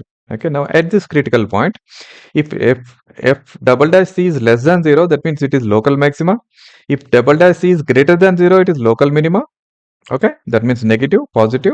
if f double dash c is equal to 0, then we cannot tell anything based on this. Okay, you use first derivative test. Okay, based on that you decide whether it is local maxima, minima, or point of inflection. Okay, hope you understand this very simple concept to find out maximum and minimum absolute values as well as local, right? Let's do some exercises based on this one, 6.3. Okay, find the maximum and minimum values if any of the following functions. Okay, so first one is 2x minus 1 whole square plus 3. If I do f dash x, this is nothing but 4 times 2x minus 1. So I will equate it to 0 to find the x value, correct? Turning point. So f dash x equal to 0, which means x equal to half. Okay, now f double dash x is without even, I don't even need to substitute x equal to half. I got 8. Okay, which means it is positive. If f double dash x is positive, as per second derivation test, it is minimum, correct? Local minimum. So f of x as a minimum at x equal to half. Okay, and the minimum value is f of half is nothing but 3. Okay, so this is the same way you will do all these problems in one actually. Okay, similar 9x squared plus 12x plus 2, you find f dash x, equate it to 0, find the values, x values, then f double dash x, and find out if it is greater than 0 or less than 0 at the given point, and then decide it is local minima or local maxima. Okay, right, same. This is f of x equal to minus of x minus 1 whole square plus 10, f dash x is minus 2 x minus 1. Okay, so x equal to 1 is one turning point, f double dash x is negative, which means f of x is maximum at x equal to 1. Okay, and f of 1 is 10. Okay, so similarly you can do this also, same. You can do it yourself and then check the answers. Okay, again same. Okay, here it is, modulus function is there. So whenever you see modulus, you cross check, divide it into two parts. When the modulus is positive, inside the function, inside the definition of modulus is positive and negative, and then do it yourself. Okay, so absolute x plus 2 is greater than or equal to 0, we know it. Okay, so absolute x plus 2 minus 1 is greater than or equal to minus 1. Okay, or f of x is greater than or equal to minus 1, correct? So f of x has a minimum value. Okay, this can only have a minimum value, correct? Because f of x is greater than minus 1. I got it already, right? F of x is greater than or equal to minus 1. I don't need to do differentiation and all those things to find minimum value of f of x. Okay, so f of x is a minimum value, and this is that occurs at fx equal to fx equal to minus 1. This is the minimum value, and there is no maximum value. Okay, that depends on just x value, right? Keeps going. Again, another one, you can do it exactly similar to above. Absolute x plus 1 is greater than or equal to 0, we know it. So minus of absolute x plus 1 is less than or equal to 0. Okay, then add plus 3. So minus of x absolute x plus 3 is less than or equal to 3, which means f of x is less than or equal to 3, which means it has a maximum value only. Okay, f of x has a maximum value and it is 3. Okay, it has no minimum. Okay, next. Okay, similarly you can do this. Each function, always you don't need derivation, depend on derivation. You can use your number theory logic to find out maximum and minimum also. Okay, so we know that sine 2x is between minus 1 and 1 inclusive, correct? So sine 2x plus 5 is between minus 4 and 6 inclusive, which means minimum is minus 4, maximum is 6. Simple.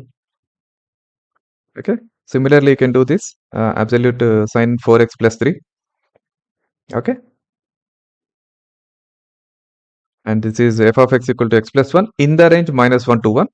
Okay, so let's check. In the range, if x is between minus 1 and 1, x plus 1 is between 0 and 2. So now I got my minimum and maximum, which is 0 and 2, correct? So that's all.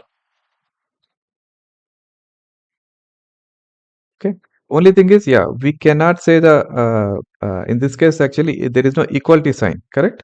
So we cannot tell whether 0 is minimum or not. Okay, it is minimum is greater than 0, that's all it says. Okay, maximum is less than 2, that's all. But what is the minimum and maximum value, we cannot tell. If it is inclusive, we could have said 0 and 2 or minimum and maximum, but in this case it is not.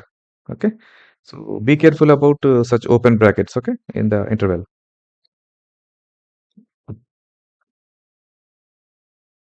Okay, find the local maxima and local minima, if any, of the following functions. Find also the maximum, local maximum and local minimum values. Okay, similar things. F of x equal to x square, f dash x is 2x. So I will equate it to 0 to find the turning point, which is x equal to 0. Then f dash x equal to 2, which is greater than 0, which means f of x is minimum. Correct? F of x is local minima at x equal to 0. And the minimum value is f of 0, which is equal to 0. Okay, so this is also exactly same, similar one. You can do it yourself. Okay, you got plus and minus 1, so you check both cases and see whether it is local minima or local maxima. Yeah, this is sin x plus cos x in the domain 0 to pi by 2. So cross check again. Okay, so yeah, you can do it yourself. Find the local maxima and minima of the following functions, if any. Okay, f of x equal to sin x minus cos x, where x belongs to 0 to 2 pi. Okay, it is very similar to the problems we have done actually. F dash x is nothing but cos x plus sin x. Okay, just be careful about the limit.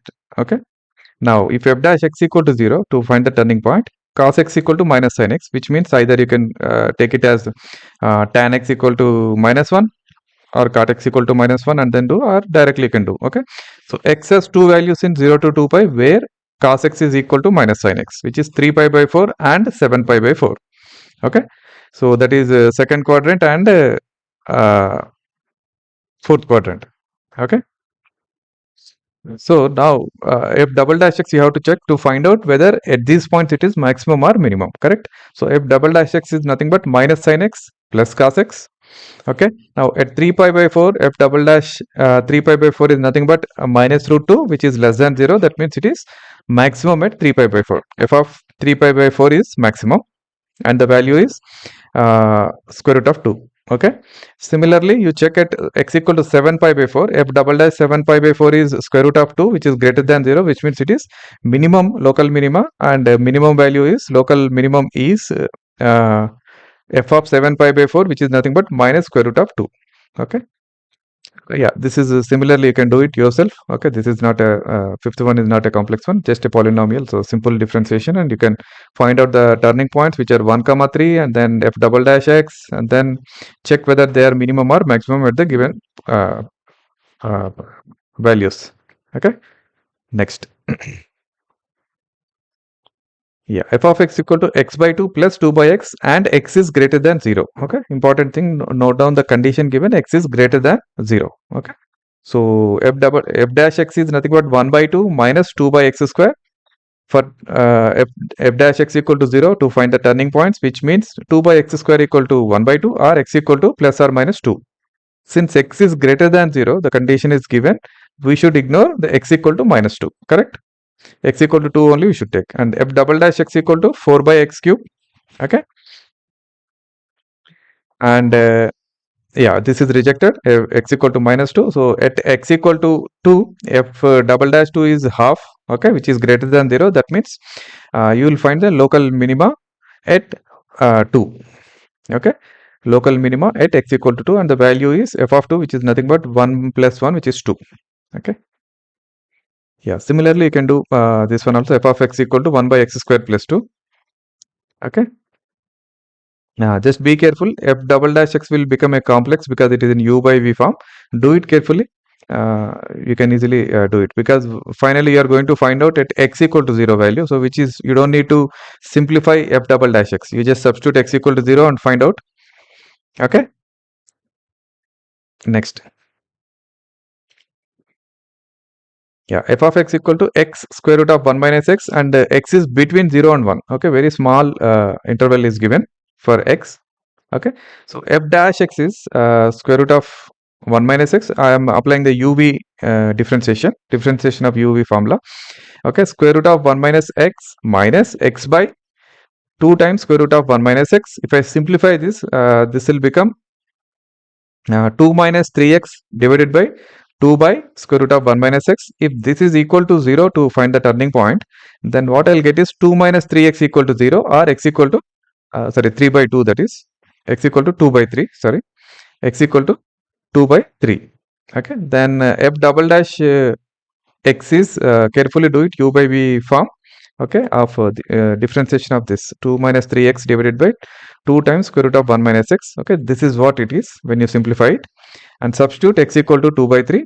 Okay, which means f of 2 by 3 you will get positive. Okay, which means f of x is local minima at x equal to 2 by 3 and its value is 2 by 3 root 3. Okay, next. Okay, prove that the following functions do not have maxima and minima. Okay, this is very simple. I'll solve one or two and then rest of them you can do it. F of x equal to e to the power of x. So differentiation f dash x also e to the power of x, and we know that e to the power of x is never 0, never equal to 0, which means you will not find any turning point where you can evaluate the value for maxima and minima. So f of x don't have any maxima or minima. Okay. Yeah, similarly, you can check for log x. Log x also, f dash x is 1 by x. Okay, 1 by x is never equal to 0. Okay, so it don't have any maxima or minima. Okay, now f of x equal to x cube plus x square plus x plus 1. Okay, if you do differentiation, f dash x is 3x square plus 2x plus 1. Okay, and f dash x equal to 0 you have to do to get the turning point, then it is nothing but 3x square plus 2x plus 1 equal to 0. So you can apply a quadratic formula to get the x value. X equal to minus 1 plus or minus square root of minus 2 by 3. Okay, you have a square root of negative number, which means you will get the solution of x only in terms of complex number or imaginary number I, correct? So which means you don't have a real solution for f dash x equal to 0. There is no real solutions, which means f of x don't have any maxima minima in the real domain. Okay. Okay, find the absolute maximum value and absolute minimum value of the following functions. Okay, when you want to find out absolute maximum minimum, first find out the turning points, then include the limits also, end points, then check the maximum and minimum value, absolute maximum and minimum value. Okay, so f of x equal to x cube.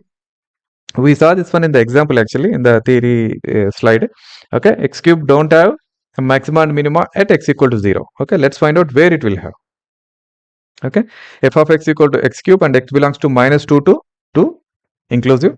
F dash x is 3x square.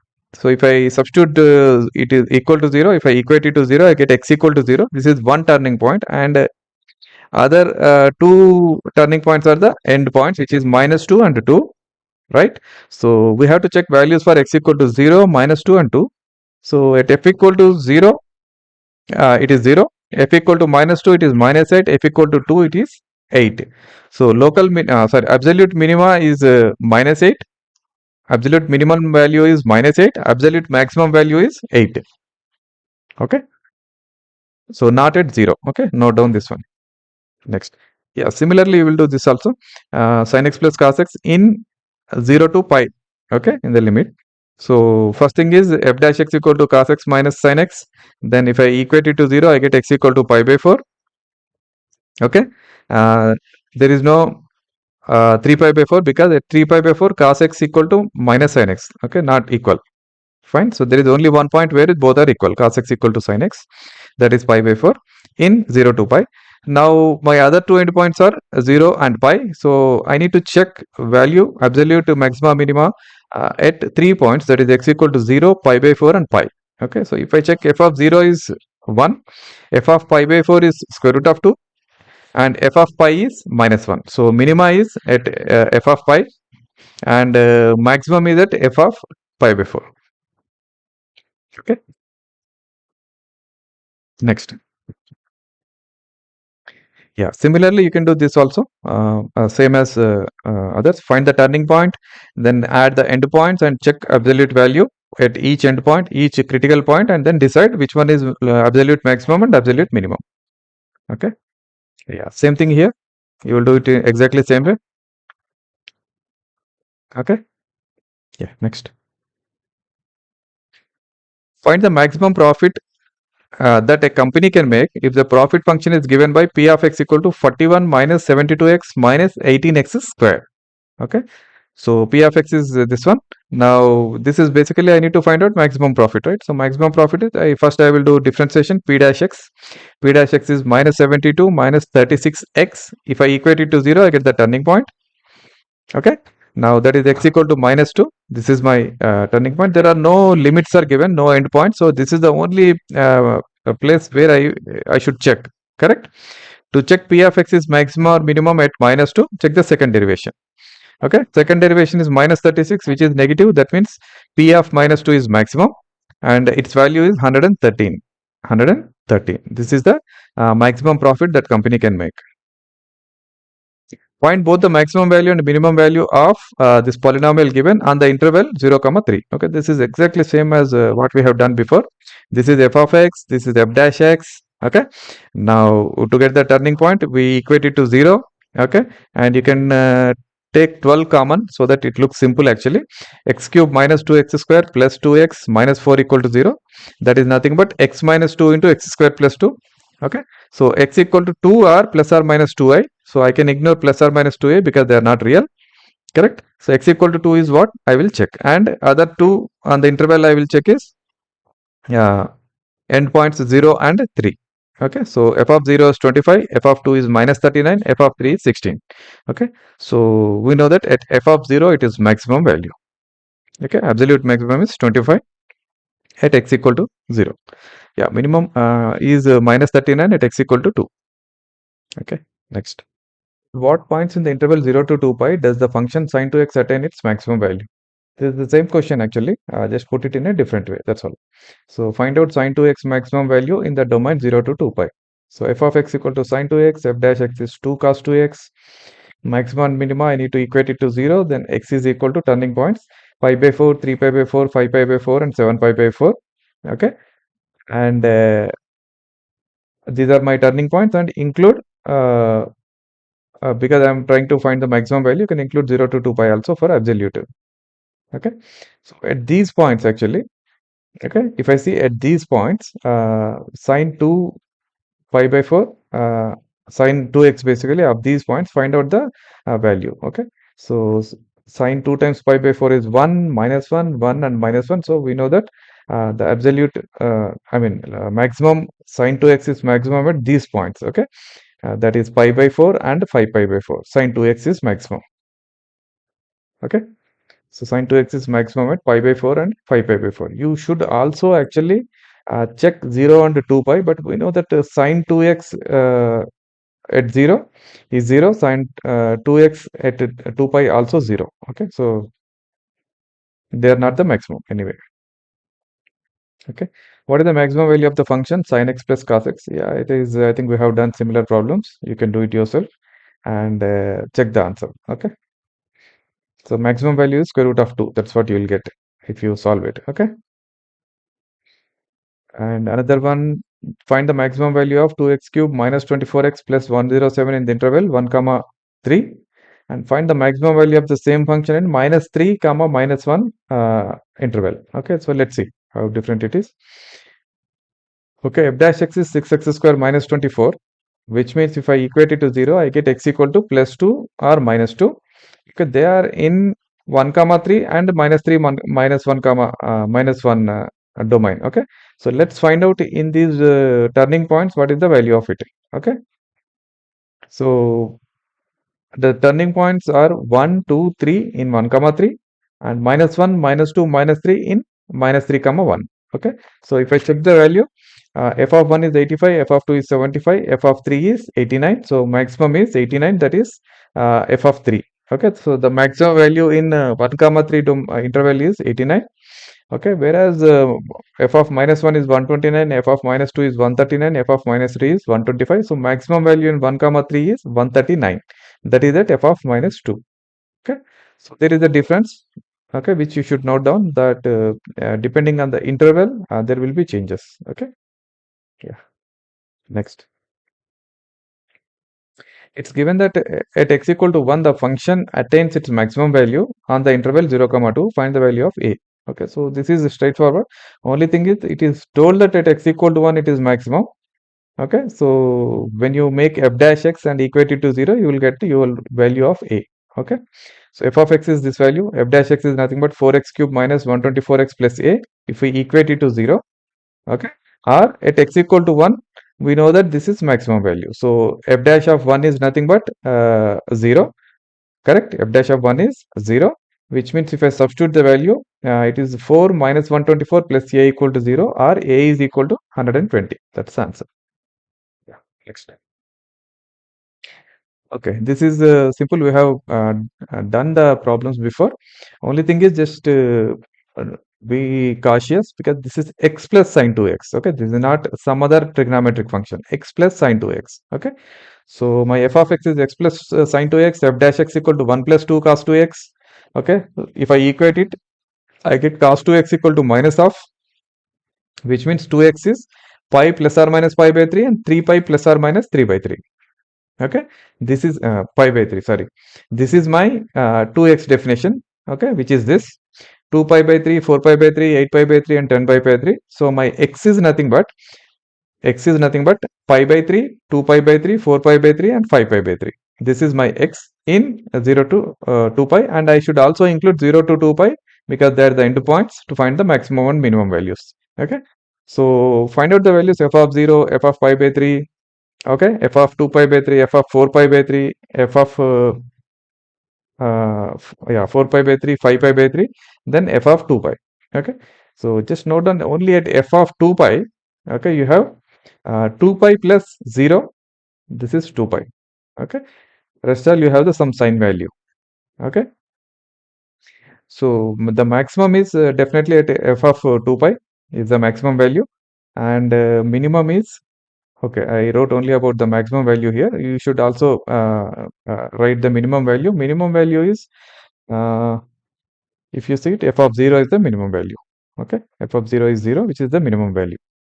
Okay, find two numbers whose sum is 24 and whose product is as large as possible. Okay, so these are the real application problems of derivations. Okay, so we know that the two numbers sum is 24, so one is x, other one is 24 minus x. Now product of this should be maximum. So my function is basically my p of x, product of x is 24 minus x into x. Okay, so that is 24x minus x square. So my p dash x is 24 minus 2x. I should equate it to 0 to get the turning points. So which is x equal to 12 is the turning point. Okay, and at x equal to 12, p dash x is minus 2. P dash x is minus 2, which is negative. That means p of x is maximum at x equal to 12. Okay, so the two numbers are 12 and 12, and the maximum value is 12 into 12, which is 144. Okay, so this is how you will take help of derivations to solve such problems. Okay, so let's do more of such problems now, application problems. Okay, uh, find the two positive numbers x and y such that x plus y equal to 60 and xy cube is maximum. So same as above we'll do actually. X plus y equal to 60, so x equal to 60 minus y. My function is xy cube, which means it is product p of y is xy cube, which means it is 60 minus y into y cube. Okay, and p dash y is nothing but this value. If I simplify, I get 180 y square minus 4y cube. Okay, to find the turning point, I will equate it to 0, which means I get y equal to 45 and 0. These are the two turning points which I get. Okay, now if I take y equal to 0, then there is only one number exists, right? There is only one number. Okay, so it cannot be maximum. So obviously I can remove y equal to 0, but you can also check with p double dash x. Okay, but anyway, so check the p double dash y, which is nothing but 360y minus 12y square. If I substitute 0, you will get 0. So I cannot tell p of y is maximum or minimum. Correct. So at 45, if I substitute 45, p double dash 45 is nothing but you will get a negative value actually. Okay, which means it is p of 45 is maximum. Okay, so that value is 15 times 45 cube. This is the maximum value. Next. Two positive numbers x and y such that their sum is 35 and their product is x square y to the power of 5 is maximum. Yeah, this is exactly same as previous two questions. So you can do it yourself and cross check if you are correct or wrong. Okay, this is the complete description is here. Okay, cross check yourself. P25 is maximum. So, okay, the two numbers are 25 and 10. That's what you will get. Okay, next. Find two positive numbers whose sum is 16 and sum of whose cubes is minimum. Okay, so x plus y is 16, y equal to 16 minus x, and my function is x cube plus y cube. This should be minimum. So x cube plus 16 minus x whole cube. If I differentiate, I get 3x square minus 3 16 minus x whole square, which is equal to 0 to find the turning points. So I get x equal to 8. Okay, this is the only point I get. So find out f double dash x. Okay, f double dash x is nothing but 6x plus 6 times 16 minus x. So f double dash 8 is 48 plus 48, which is greater than 0. So f of 8 is minimum. Okay, so once you know this one, f of 8 is how much? The two numbers are 8 and 8. Okay, two numbers are 8 and 8, and the cubes are 8 cube plus 8 cube. That is the maximum. That is the minimum. Sorry. Next. Okay. A square piece of tin of side 18 centimeters is to be made into a box without a top by cutting a square from the each corner and folding up the flaps to form the box. What should be the side of the square to be cut off so that volume of the box is maximum possible? Okay, so this is very good question. You should first thing is draw the correct picture. Then problem is very simple. Okay, so the picture is something like this. You have a 18 centimeters square piece, 18 by 18 square piece. Now you will fold it in such a way that you cut only the square corners. Okay, this should be square. This cannot be x by y. This has to be square. You will cut them so that these things you can fold up to form a box, open top box. Okay, and that open top box volume should be maximum.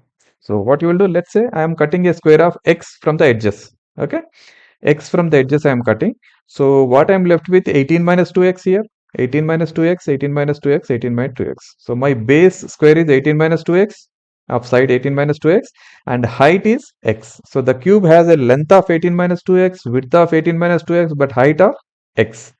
Now find out the maximum value, possible value of this one, of this product, because that is what is volume, right? And then that is the x you will cut. Okay, so let's find out. So yeah, my length is 18 minus 2x, breadth is 18 minus 2x, and height is x. Okay, so my volume v equal to v of x equal to 18 minus 2x whole square into x. Okay, to get the turning points, I will do v dash x and equate it to 0. So my v dash x is nothing but 18 minus 2x whole square minus 2x into 18 minus 2x. Okay, which is equal to 0. So I can take 18 minus 2x common and I am left with 18 minus 4x. Okay, which is equal to 0. So either x is 18 by 2 or x is 18 by 4. That means x is 9 by 2 or x is 9. Okay, these are the 2 points. Now out of this, if you take, let's take x equal to 9, what happens? If x equal to 9, this is 9, this is 9, total is 18. So 18 minus 18, this does not exist. Correct? So which is wrong. You cannot form a box if x equal to 9. So you have to remove 9 from the calculations. Okay, ignore 9. Okay, now only option left is x equal to 9 by 2. Okay, now let's find out whether this volume is maximum or minimum you will get. Okay, v double dash x is nothing but minus 4 18 minus 2x minus 2 times 18 minus 2x minus 4x. Okay, so v double dash 9 by 2 is, if you substitute value, approximately you can easily see you will get a negative value, which means v of 9 by 2 is maximum. The volume at 9 by 2 is maximum, x equal to 9 by 2. That means if I cut edges, I will cut 9 by 2 squares. Okay, off. Right? This is what I'll cut off. And my edges left are, what are the edges I'm left with? 9, length is 9, breadth is 9, and height is 9 by 2. Okay, I will cut off 9 by 2. This is how you will solve the problem. This is a very good question. Do it yourself once again without mistakes. That is important. Okay, next. Yeah. A rectangular sheet of tin 45 centimeters by 24 centimeters is to be made into a box without top by cutting off the square from each corner and folding up the flaps, same as before. What should be the side of the square to be cut off so that the volume of the box is maximum? So again, draw the picture. Okay, exactly same. Only thing is, only difference is, instead of a square you have a rectangle. So your length is 45 minus 2x, width is 24 minus 2x, and your height is x anyway. Okay, So with this one, exactly same thing you do it. Okay. Height is x, length is 45 minus 2x, breadth is 24 minus 2x. So your volume is 24 minus 2x into 45 minus 2x into x. This is your volume. Okay, so your v dash x is nothing but 1080 minus 276x plus 12x square, which is equal to 0. And then x equal to 18 or 5. These are the two values you get. Now you try at x equal to 18. Okay, if you take x equal to 18, is it possible? If you take x equal to 18, actually 18 into 2 is 36. 24 minus 36 will become negative value. It's not possible. Okay, so x equal to 18, don't even consider. X equal to 5 is the only option. Okay, now cross check. V double dash x is nothing but 2x minus 23. Okay, or it is minus 13 at 5. Minus 13 is negative, so V of 5 is maximum. So the edges of the square of length 35, breadth is 14. Okay, and height is 5. And I will cut off 5 centimeter squares from the edges, corners basically. Okay, next. Show that of all the rectangles inscribed in a given fixed circle, the square has maximum area. Okay, so to understand this problem, you have a circle, given circle, and there is a rectangle inscribed inside a given circle. And so the problem is we have to show that the rectangle which has maximum area is a square. Okay, so this is what we need to prove. So what is given is a circle is given, which means circle with radius is fixed. R is a fixed number. Okay, so once you know this problem is simple. Okay, let the radius of circle be r. Then what happens? The diameter of the rectangle is 2r, correct? Because this is nothing but the circle diameter. So this is 2r, 2r. Okay, so once you know this is simple. The length and breadth of the rectangle be L and B. Okay, I need to find out, because two variables are there, I need to find out the relation between them. Okay, using r I can find out how. The diagonal of the rectangle is diameter of the circle, which means L square plus B square equal to 2r whole square. 2r is the diameter, correct? So 2r whole square, which means if I write L in terms of B, it is L equal to square root of 4r square minus B square. Here r is a constant, okay, fixed number, because circle, it's a given circle, means you have a circle of fixed radius. Okay, once you know this one, I need to find out the now maximum area. Area is nothing but L and B, L into B for a rectangle. Okay, so A equal to L into B, and that is nothing but B into square root of 4r square minus B square. Okay, now to find the turning point, I will make a differentiation with respect to B, and A dash equal to 0 I will equate, correct? So A square if I take, okay, if A is maximum, A square also maximum. So just to remove the square root and complexity of differentiation, I'm just squaring it. So A square is nothing but B square into 4r square minus B square, or in other simple terms, 4r square B square minus B to the power of 4. This is my A square. Now if I find differentiation of A square, okay, which is nothing but 2A into A dash, okay, which is equal to 8r square B minus 4B cube. Okay, now if I have to equate A dash equal to 0, so A dash is nothing but this by A equal to 0. Now denominator doesn't matter here, right? So this numerator is equal to 0. If numerator is equal to 0, I get two values for B. B equal to 0 or B equal to square root of 2r. B equal to 0 is not possible. Then there is no rectangle, correct? Breadth cannot be 0. So only option is square root of 2r. Okay, so L is nothing but then square root of 4r square minus B square, which is nothing but again I get square root of 2 times radius. That is also B. So L and B are equal. Okay, so if you want, you can check whether the area is maximum or not by differentiating again and checking, but that is very obvious from this one. Actually, you can clearly see here B term will go off and only I am left with the 6B square, and at square root of 2r I am having a negative value there, correct? So the area is maximum. Okay, so with this I proved that L equal to B, okay, both are equal to square root of 2r, so it forms a square. Okay, next. Show that the right circular cylinder of given surface and maximum volume is such that the height is equal to the diameter of the base. Okay, right circular cylinder. Okay, so if r is the radius of the base of the right circular cylinder and h is its height. Okay, then total surface area is nothing but given surface area, right? So surface area is fixed, which is equal to 2 pi r square plus 2 pi r h. Okay, that is 2 times the bottom and bottom and top plus curved surface area. Okay, let's call this as S. So S equal to 2 pi r square plus r h. Okay, or let r square plus r h equal to S by 2 pi. This is a constant, right? S is a given value and 2 pi is a constant. This is a constant. I'm calling it as for simplification K. Okay, so now my h is in terms of r is K minus r square by r. This is important to note down. Now I have height in terms of radius. Now all I need is maximum volume. Okay, so volume of cylinder is V equal to pi r square h. So h I am replacing with K minus r square by r here. So which is nothing but I get pi kr minus pi r cube. Okay, so if I take differentiation of V dash and equate it to 0, pi k minus 3 pi r square. If I equate to 0, I get r square equal to k by 3 or r equal to square root of k by 3. Okay, now to verify it is maximum or minimum, let's do second differentiation. So V double dash is nothing but minus 6 pi r, and r, if I substitute this value, obviously I get the negative value. So volume is maximum at r equal to square root of k by 3. Okay, so if r equal to k square root of k by 3, h is nothing but k minus r square by r, which is nothing but if I simplify, I get 2 times square root of k by 3, which is 2 times r. Okay, that is diameter. Okay, so height is equal to its diameter.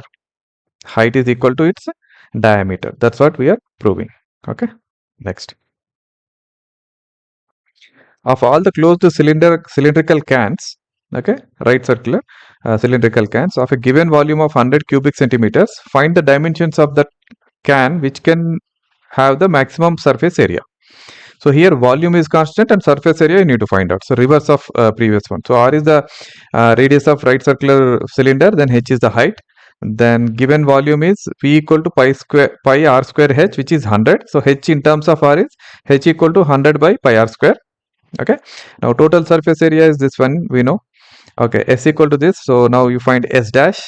S dash is nothing but 2 pi times 2r minus 100 by pi r square. If I substitute equate it to 0, I get r cube equal to 50 by r.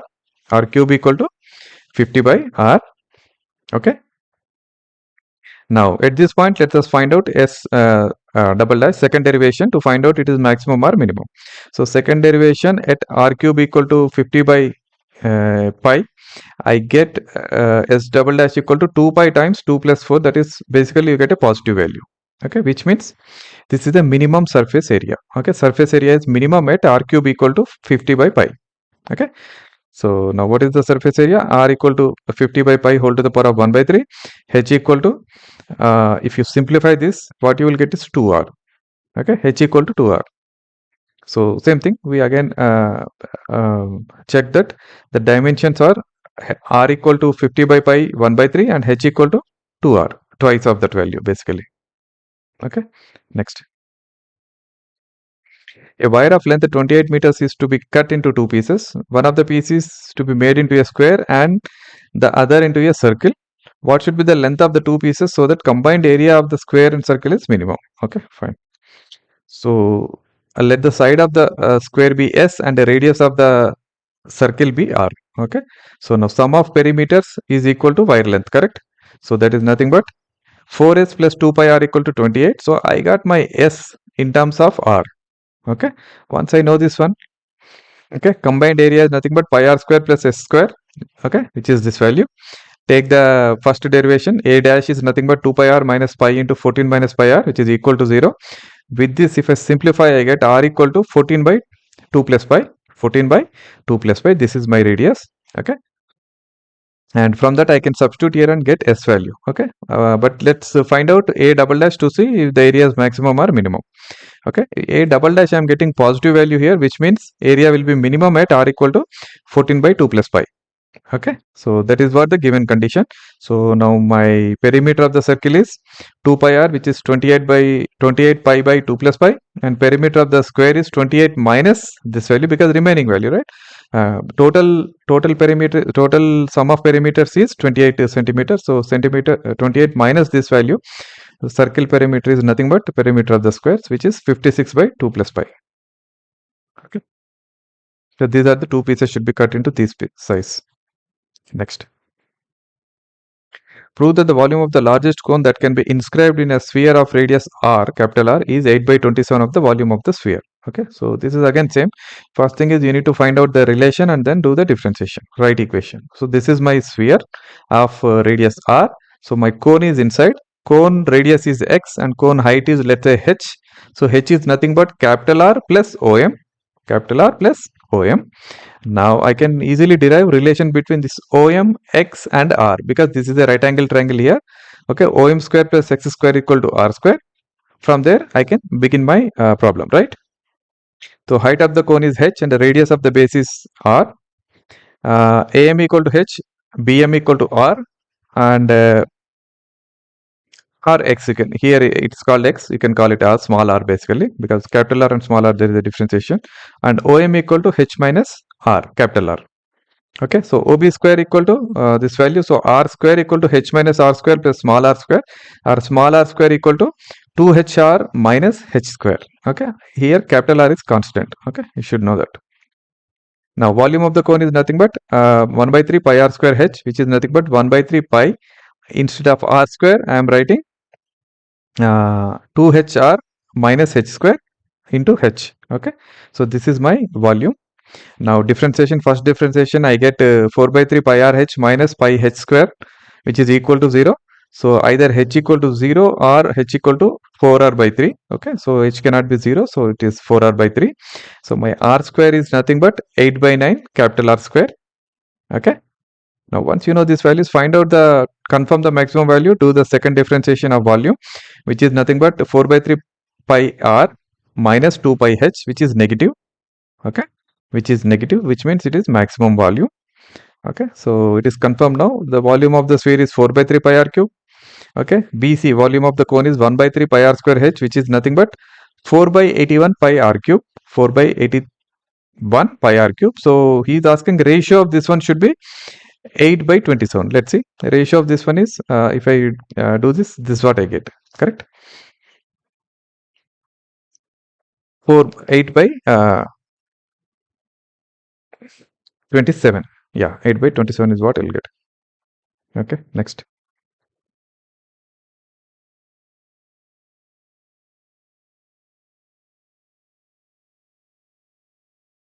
Right circular cone of least surface area and given volume has altitude equal to √2 times the radius of the base. This is what we have to show. So let's draw the diagram correctly. Okay, let h be the altitude and r be the radius of the circular cone. Okay, and volume is 1/3 pi r square h and r square equal to k by h, some constant k. Okay, then s is the curved surface. So area of the curved surface is only curved surface we are taking. Okay, given least curved surface. Okay, that is what we are taking. S equal to pi r l, which is pi r into square root of r square plus h square. So now my s square is nothing but I'm just taking square so that it's easy to do differentiation. That's all. Okay, pi square k by h into k by h plus h square. Okay, or this value, which is equal to f. Let's say this is curved surface area function. Okay, so s dash equal to 0 or f dash whatever. Okay, so you differentiate, what you will get is minus 2 pi square k square by h cube plus pi square k. Okay, if I equate this to 0, I get my h cube. Okay, I get my h cube equal to 2k. Okay, so once I know this h cube equal to 2k, okay, f double dash, I will confirm whether the given function is a maximum or minimum at the given point. So I am getting f double dash as 6 pi square k square divided by h to the power of 4. Okay, so which is positive. So this is minimum h at h cube equal to 2k. Okay, so now my r square equal to k by h, which is nothing but 1/2 2k to the power of 2/3. Okay, if I simplify, only thing is you have to do this calculation carefully. All the information is correct here. Okay, do the differentiation and substitution properly. That's all. So my r is nothing but, radius is nothing but 1 by square root of 2k whole to the power of 1/3. Okay, now my h is 2k to the power of 1/3. That means height is root 2 times radius, correct? Which means height is altitude is equal to root 2 times the radius of the base. Okay, next. Show that the semi-vertical angle of the cone of maximum volume and of given slant height is tan inverse of root 2. Okay, so let's draw the picture. This is the cone. Okay, vertical angle, that is theta. Vertical angle is here, theta. Okay, semi-vertical angle, sorry, is theta. Okay, and maximum volume and of given slant height. Height is L is fixed here. Okay, L is a constant here which is given, and this is my height, this is my radius which is x.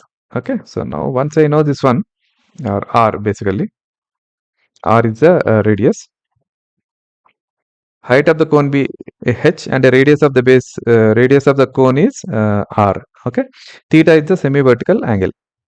Now am equal to h and bm equal to r and L square equal to h square plus r square. Okay, so my volume of the cone is v equal to 1 by 3 pi r square h, which is equal to 1 by 3 pi L square minus h square into h. Okay, now v dash is nothing but 1 by 3 pi L square minus pi h square equal to 0. If I do h square equal to L square by 3. Okay, it's h square equal to L square by 3. Now check the volume if it is maximum or minimum by doing second differentiation. So v double dash equal to minus 2 pi h, which is negative, which means volume is maximum at h square equal to L square by 3. Correct? So h square equal to L square by 3, r square equal to L square minus L square by 3. Okay, so which means it is 2 by 3 L square. Okay, so semi-vertical angle theta is nothing but tan theta equal to r by h. So if I check this one, this is only root 2, that's the value. Okay, because this is h square and this is r square. If I take h, it is L by root 3, r is root 2 by root 3 into L. So if I r by h is nothing but square root of 2. Okay, that is what is requested. Tan theta equal to root 2, which means theta, which is semi-vertical angle, is equal to tan inverse of 2. Okay, do it carefully. It's all simple actually. You need to take the given information and put it properly in the formula. That's a show that the semi-vertical angle of a right circular cone of given surface area and maximum volume is sine inverse of 1 by 3. Okay, so let's check this one. Height is h, again same thing. Radius of base of the cone be r, and theta is the semi-vertical angle of cone, and am equal to h, bm equal to r, L square equal to h square plus r square. Okay, surface area of cone is total surface area, so surface area of the base plus surface area of the curved surface area. Okay, which is pi r square plus pi rl. Now I will replace L with h square plus r square. Okay, so my a by pi minus r square equal to, okay, r times square root of h square plus r square. Okay, a minus, if I basically take pi other side, a minus pi minus r square. Okay, which is equal to r times square root of h square plus r square. Correct? Now a by pi minus r square whole square equal to r square into h square plus r square. Okay, now I will call all this as constant because the radius is given radius, right? Cone of given surface area and maximum volume. Okay, so a by pi whole square, I'm calling it as k. Okay, a by pi is a k, so k minus r square, which is k minus r square whole square, which is nothing but k square minus 2k plus r to the power of 4. Okay, so that's what I did here, which is equal to r to the power of 4 plus r square h square. Okay, hope you understand this step. If you substitute k here, a by pi k, you will get exactly this value. Okay, now once I know this one, k square minus 2k r square equal to r square h square. Okay, so r square equal to k square by h square plus 2k. Right, now volume of the cone is 1 by 3 pi r square h, which is pi 1 by 3 pi h into r square is here, my r square is here. Okay, v dash is nothing but differentiation of this one and equate it to 0, you will get h square equal to 2k, basically h square equal to 2k. Okay, which means r square equal to k square by h square plus 2k or k by 4. Okay, So once you know this one, you have your h, you have your r. Okay, sine theta is nothing but r by l, which is r is nothing but square root of k by 2, and my l is nothing but square root of r square plus l square, which is this value here. Okay, 2k plus k by 4, which is nothing but here. If I simplify this, I'll get 1 by 3. Sine theta equal to 1 by 3, which means theta equal to sine inverse of 1 by 3. This is the semi-vertical angle of the cone. Okay, next. Point on the curve x square equal to 2y, which is nearest to the point 0, 5 is. Okay, options are given A, B, C, D. Okay, first thing is you draw it. X square equal to 2y is a parabola, we know. Correct, and this is centered around y-axis, x square equal to 2y. Okay, looks something like this. And where is 0, 5? 0, 5 is on the y-axis here somewhere. Now let's take P, any point x, y. You consider this as x, y, and what is the distance between P and A? Okay, so that is your starting point. You get an equation. Then you replace that with x square equal to 2y, the parametric form, right? Okay, then you get single equation, equation in single variable. Now you can do differentiation and whatever you want, right? Correct. So 0, 5 is on y-axis, and I shown, and p x, y be any point on x square equal to 2y. So distance between AP is nothing but square root of x square plus y minus y whole square. Okay, and now substitute x square equal to 2y. It will become AP equal to square root of 2y plus expanding y minus 5 whole square, which is y square minus 10y plus 25, which is equal to y square minus 8y plus 25. Okay, now you have your AP. Okay, and let's call this, you can remove the square root, because if y square minus 8y plus 25 is minimum, then square root also will be minimum. Correct. So let's consider this as z as a function of y. Then check for the minimum of this one. Okay, so z dash is nothing but 2y minus 8, and we should equate it to 0 to get the turning points. Okay, if I equate it to 0, y equal to 4. Okay, now second derivation you can check. Second derivation is nothing but 2, which is greater than 0. So z is minimum at y equal to 4. So that's a value what we are looking at.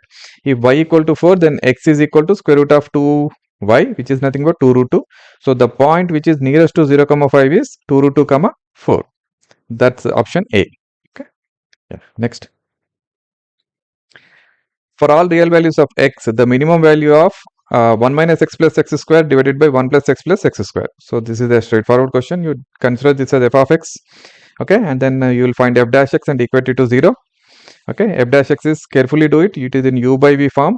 Okay, so this is what it is. And the denominator you don't need to worry, because when you equate it anyway, denominator will go off. Correct, only numerator should be 0.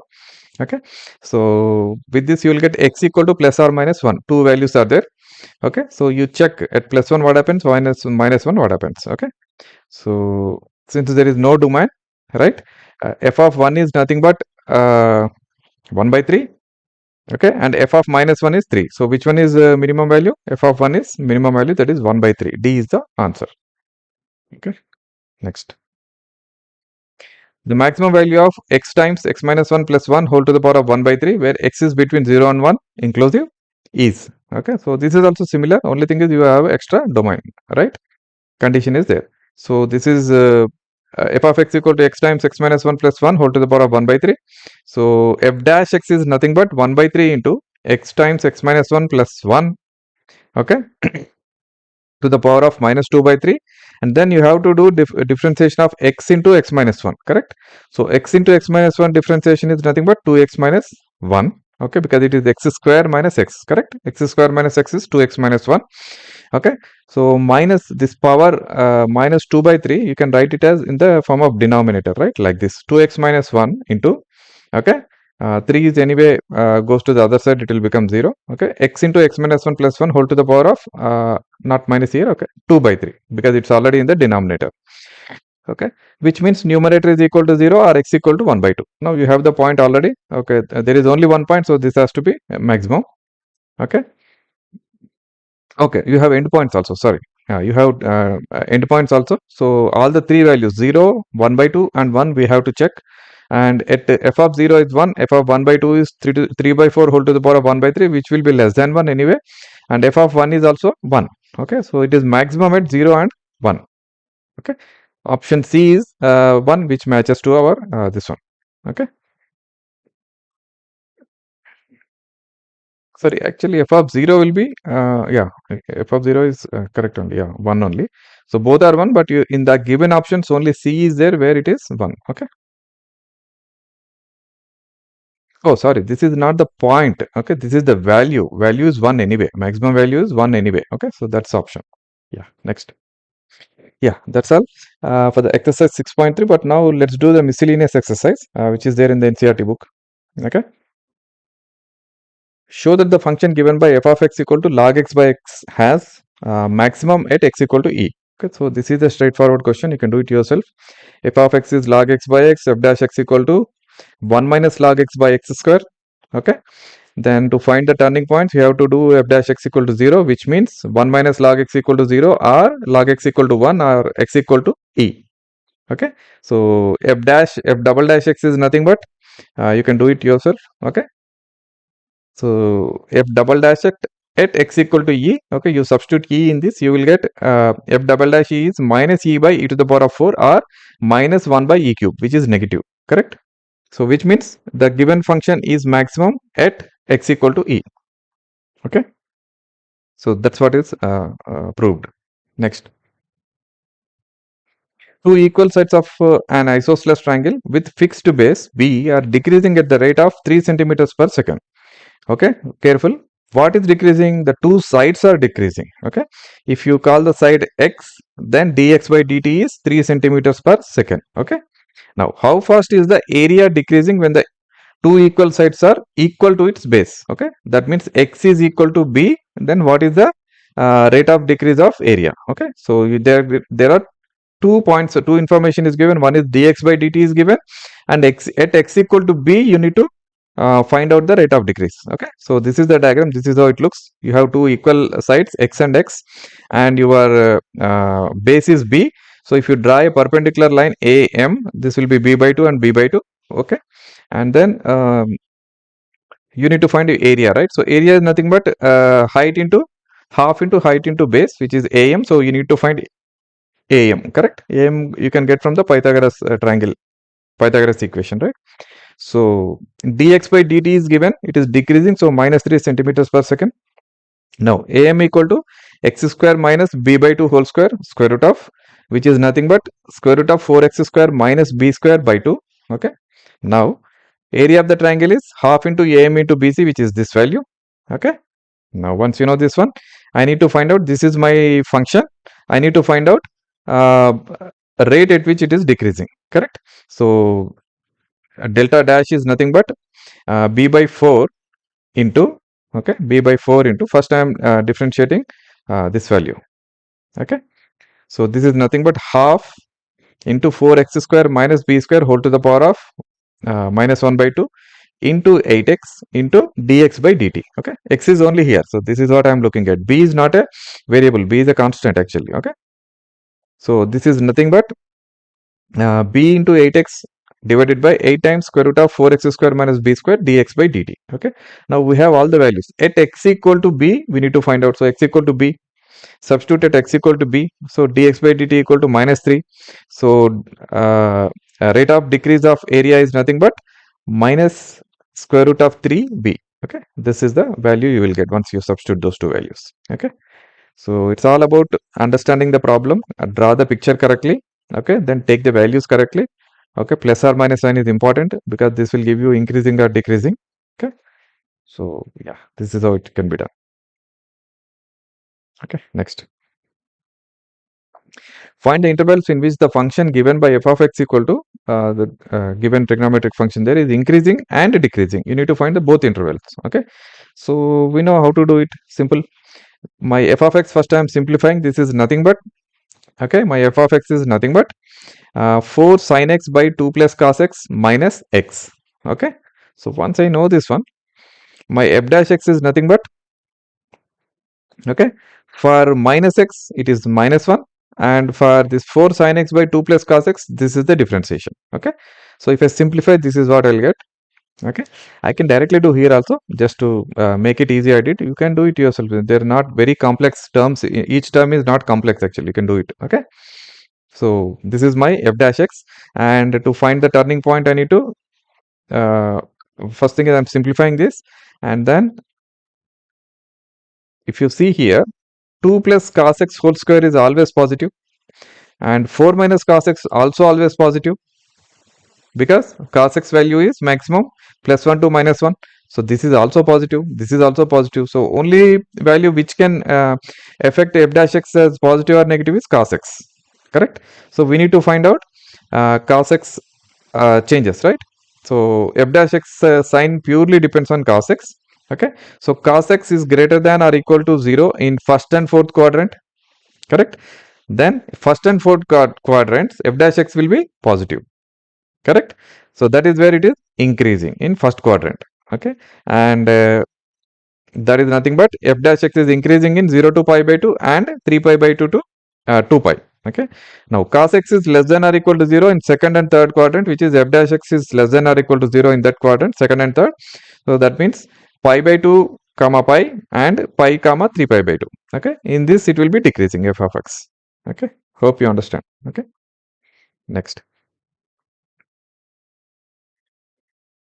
Find the intervals in which the function given by f of x equal to x cube plus 1 by x cube, where x is not equal to 0, is increasing or decreasing basically. Okay, or okay, let's assume it is increasing or decreasing. Okay, so f of x equal to x cube plus 1 by x cube, okay, which implies f dash x equal to 3x square minus 3 by x to the power of 4, that is my f dash x. If I simplify, I get 3 times x to the power of 6 minus 1 by x to the power of 4. Okay, this is my f dash x.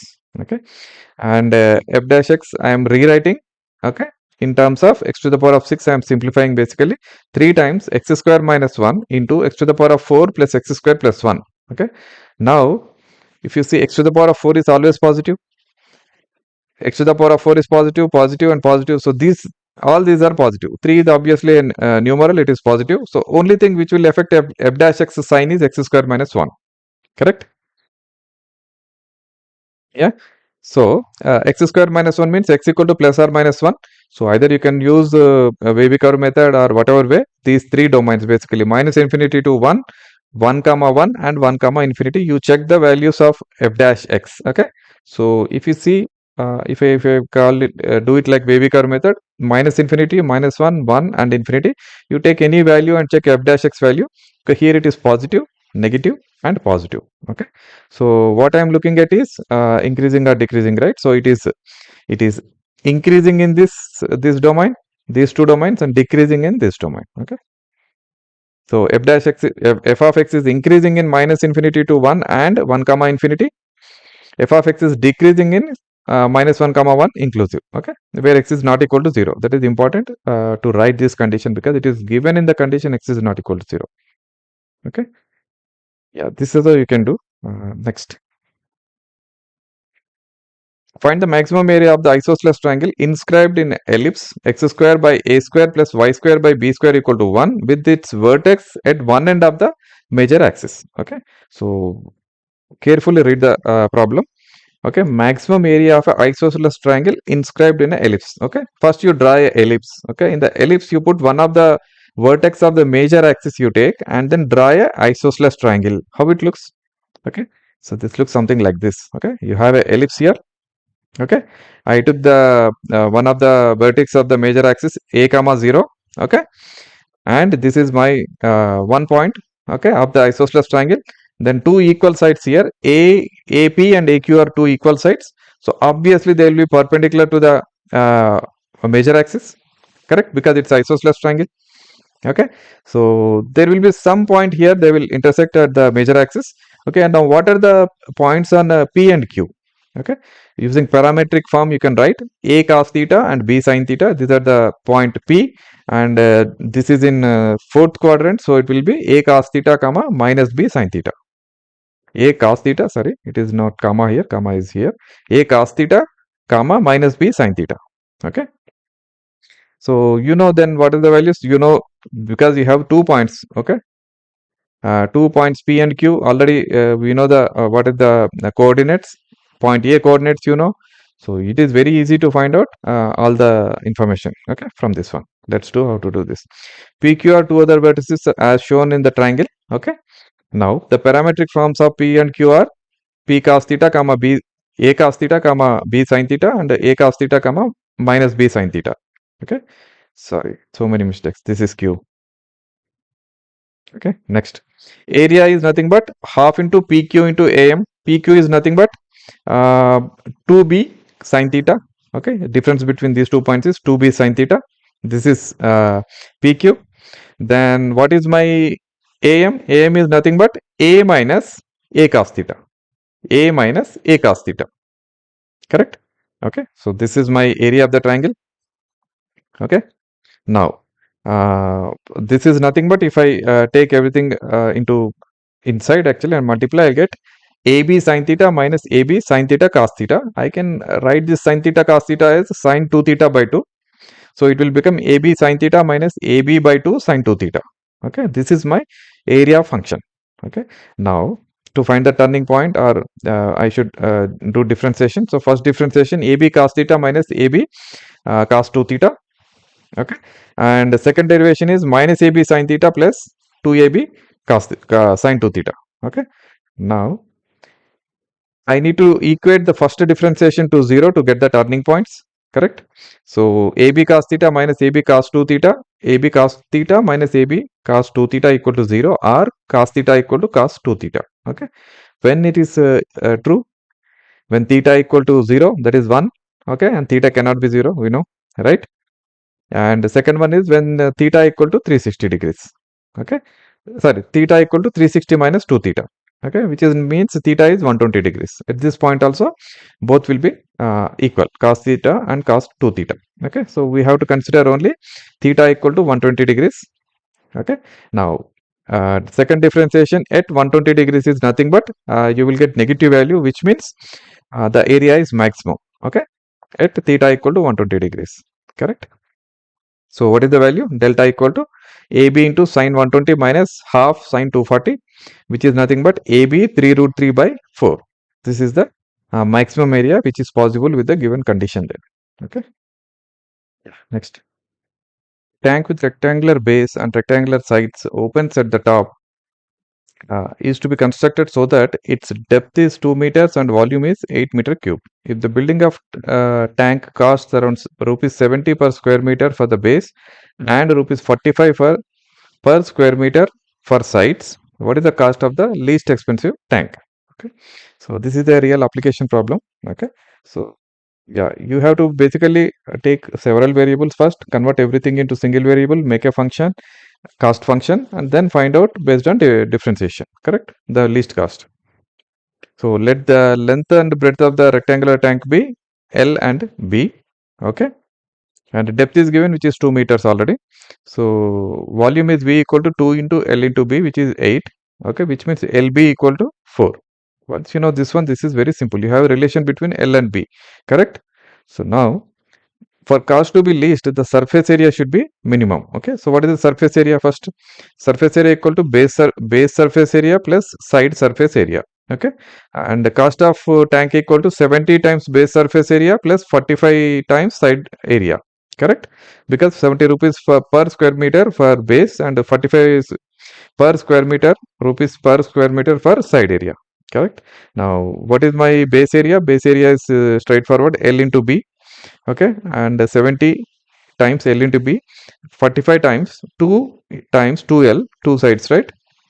Two opposite sides, two opposite sides. Okay, so 2 times and 2 times 2L into 2B, which is, if I simplify, this is what is my total cost. Okay, so if I substitute B equal to L by 4 from here, okay, B equal to L by 4, okay, my total cost function will become 280 plus 180L plus 720 by L, or I can write it in this way. Okay, so now this is my function for finding the least cost. Correct? So differentiation, first differentiation will give me around 180 L square minus 720 by L square. If I equate it to 0, okay, if I equate it to 0, I get L square equal to 4 or L equal to 2. Minus 2 we can ignore. Okay, if L equal to 2, from this I can say B is also 2. B is also equal to 2. Okay, now T double dash equal to minus 720 into minus 2 by L cube at L equal to 2. This is positive. Okay, which means function, the cost function is minimum at L equal to 2. Right? So the minimum cost is nothing but if you calculate, substitute in the equation, you will get 1000 rupees. That's the answer. Okay, next. The sum of perimeter of a circle and square is k, where k is some constant. Prove that the sum of their areas is least when the side of a square is double the radius of the circle. Okay, so let's see. R is the radius of the circle and AB is the square. So 2 pi r plus 4a equal to k. K is a constant. Okay, sum of area is a, function a I will call it, pi r square plus a square. Okay, so a dash or a, basically I will replace a with this, a with k minus 2 pi r by 4. Okay, that's what I have done, it a square. So my a dash is nothing but given here, 2 pi r plus pi r square by 2 minus k pi by 4. Okay, if I equate it to 0, I get my r equal to k by 2 times 4 plus pi. Okay, this is my radius. Okay, now find out a double dash to check if it is positive or negative. So a double dash you are getting at this value, r equal to k by 2 times 4 plus pi, you get it's a positive value. That means it is least, correct? Sum of their areas is least. That is, condition is satisfied now. Okay, now what is the value of I got r, right? I need to get a, correct? So substitute 4a equal to k minus 2 pi into r. Okay, from that I get my a, which is equal to k by 4 plus pi, and r is nothing but k by 4 plus I. Okay, 1 by 2, half basically. So that means a is equal to 2r, correct? A is equal to 2r. Side of the square is twice the radius of the circle. That's what we are trying to prove. Next. A window is in the form of a rectangle surmounted by a semicircular opening. The total perimeter of the window is 10 meters. Find the dimensions of the window to admit maximum light through whole opening. Okay, so when is the maximum light comes into the window? When the area is big. Okay, so that means basically it's asking what is the maximum, for the maximum area, what is the window dimensions, right? So this is how my window looks. Okay, if x is the radius of the semicircle, then 2x is one side of the rectangle and y is the other side of the rectangle. Okay, and my whole perimeter, which is pi x.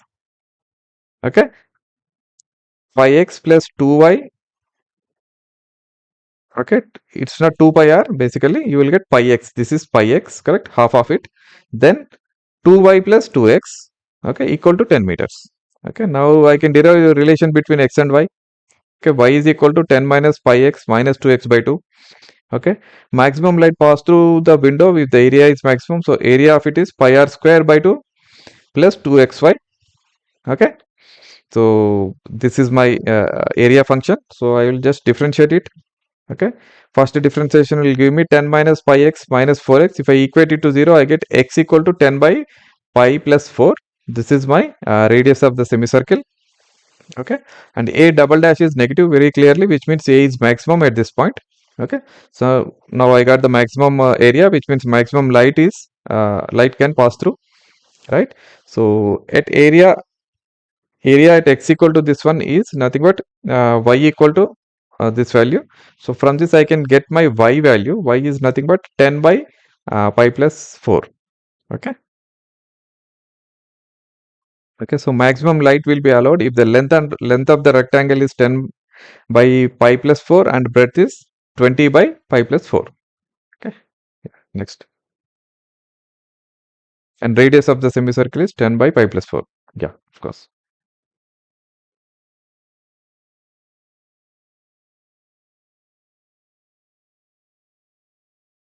Yeah. A point on the hypotenuse of a triangle is at a distance A and B from sides of the rectangle. Okay, this is on the hypotenuse of a triangle. Okay, ABC. Okay, which is P, and it is A distance from AB, B distance from uh, BC. Okay, that's what it's trying to tell. Okay, show that the minimum length of the hypotenuse is A to the power of 2 by 3 plus B to the power of 2 by 3 whole to the power of 3 by 2. Okay, so let's see how to do this. This should be just you need to derive the first equation, right? That's important. P is any point on the hypotenuse and theta is angle as shown in the picture. Okay, this is the angle. Now AP by PL, AP by PL equal to cosecant theta. Correct? AP by PL is cosecant theta. So AP equal to PL is nothing but A. So A cosecant theta. Similarly, PC by PM is secant theta. Okay. So PC equal to B secant theta. Okay. Now let H equal to AC. H is height basically, or hypotenuse. AC is nothing but AP plus PC. AP is A cosecant theta. PC is B secant theta. So this is my function now. Okay. H hypotenuse function. Now if I differentiate this, H dash equal to minus A cosecant theta cot theta plus B secant theta tan theta. Now if I equate it to 0, what I will get is tan cube theta equal to A by B. Tan cube theta is A by B, or theta equal to tan cube root of uh, tan inverse of cube root of A by B. Okay. So let's hold on that. Second derivation, just to confirm what I'm getting, is it the minimum length or maximum length, right? So if I do the second derivation and substitute the value, okay, tan cube theta equal to A by B is what we need to substitute, right? Okay. So if you check this one, you will get positive value as Q is in first quadrant anyway. So all these values are positive only. Okay. Theta is in first quadrant.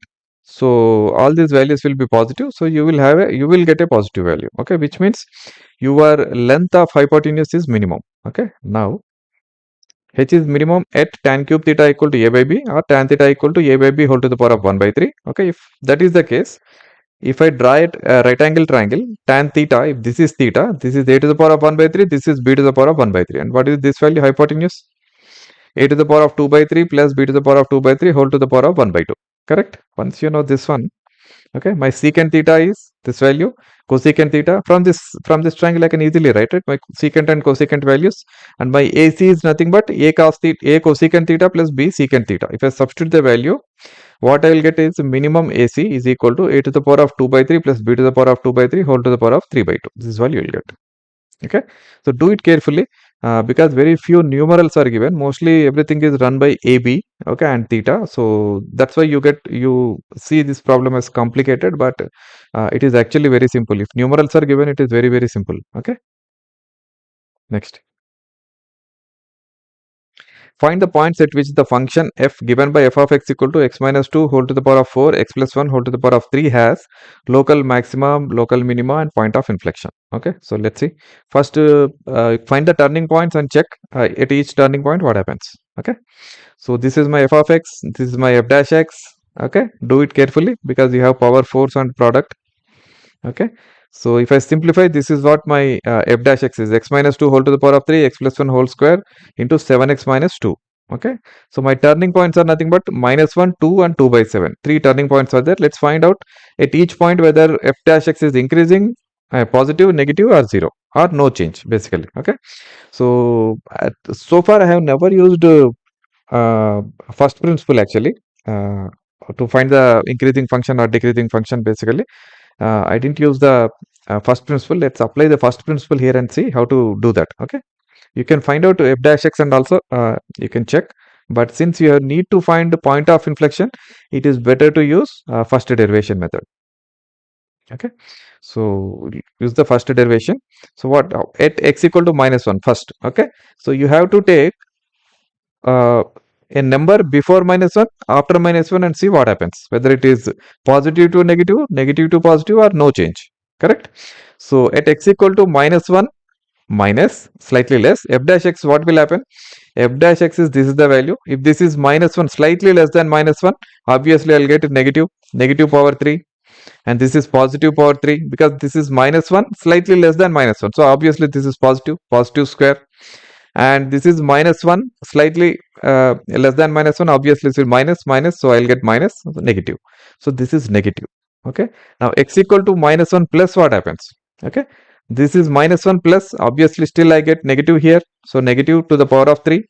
This is minus 1 more than minus 1 basically. Okay, but you have a square, so it is positive square. Okay, or negative square, it will become positive anyway. Okay, and the third one is also minus 1. If I substitute, I get negative only. So in both cases it is positive and positive.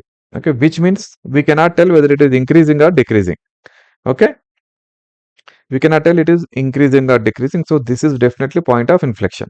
Okay, next, at x equal to 2, what happens?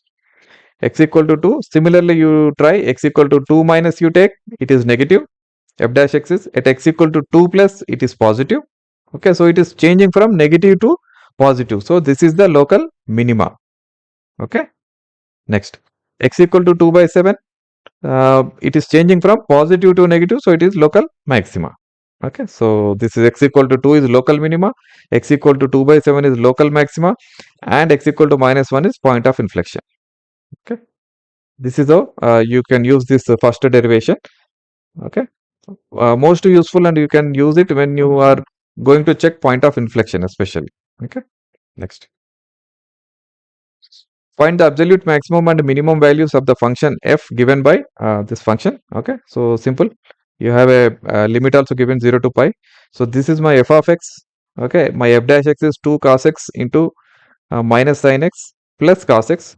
So my turning points are basically cos x equal to 0, that is x equal to pi by 2. This is one turning point. Other one is x equal to pi by 3 and 5 pi by 6. Okay, now you have two more end points also. You include 0 and pi. You have 5 turning points, basically 5 critical points. All these critical points you check the value whether it is maximum or minimum. Okay, so this is f of 0 is 1, f of pi by 3 is 5 pi by 4, f of pi by 2 is 1, f of 5 pi by 6 is 5 by 4, and f of pi is 1. Okay, so maximum is 5 by 4 and minimum is 1. Okay, next.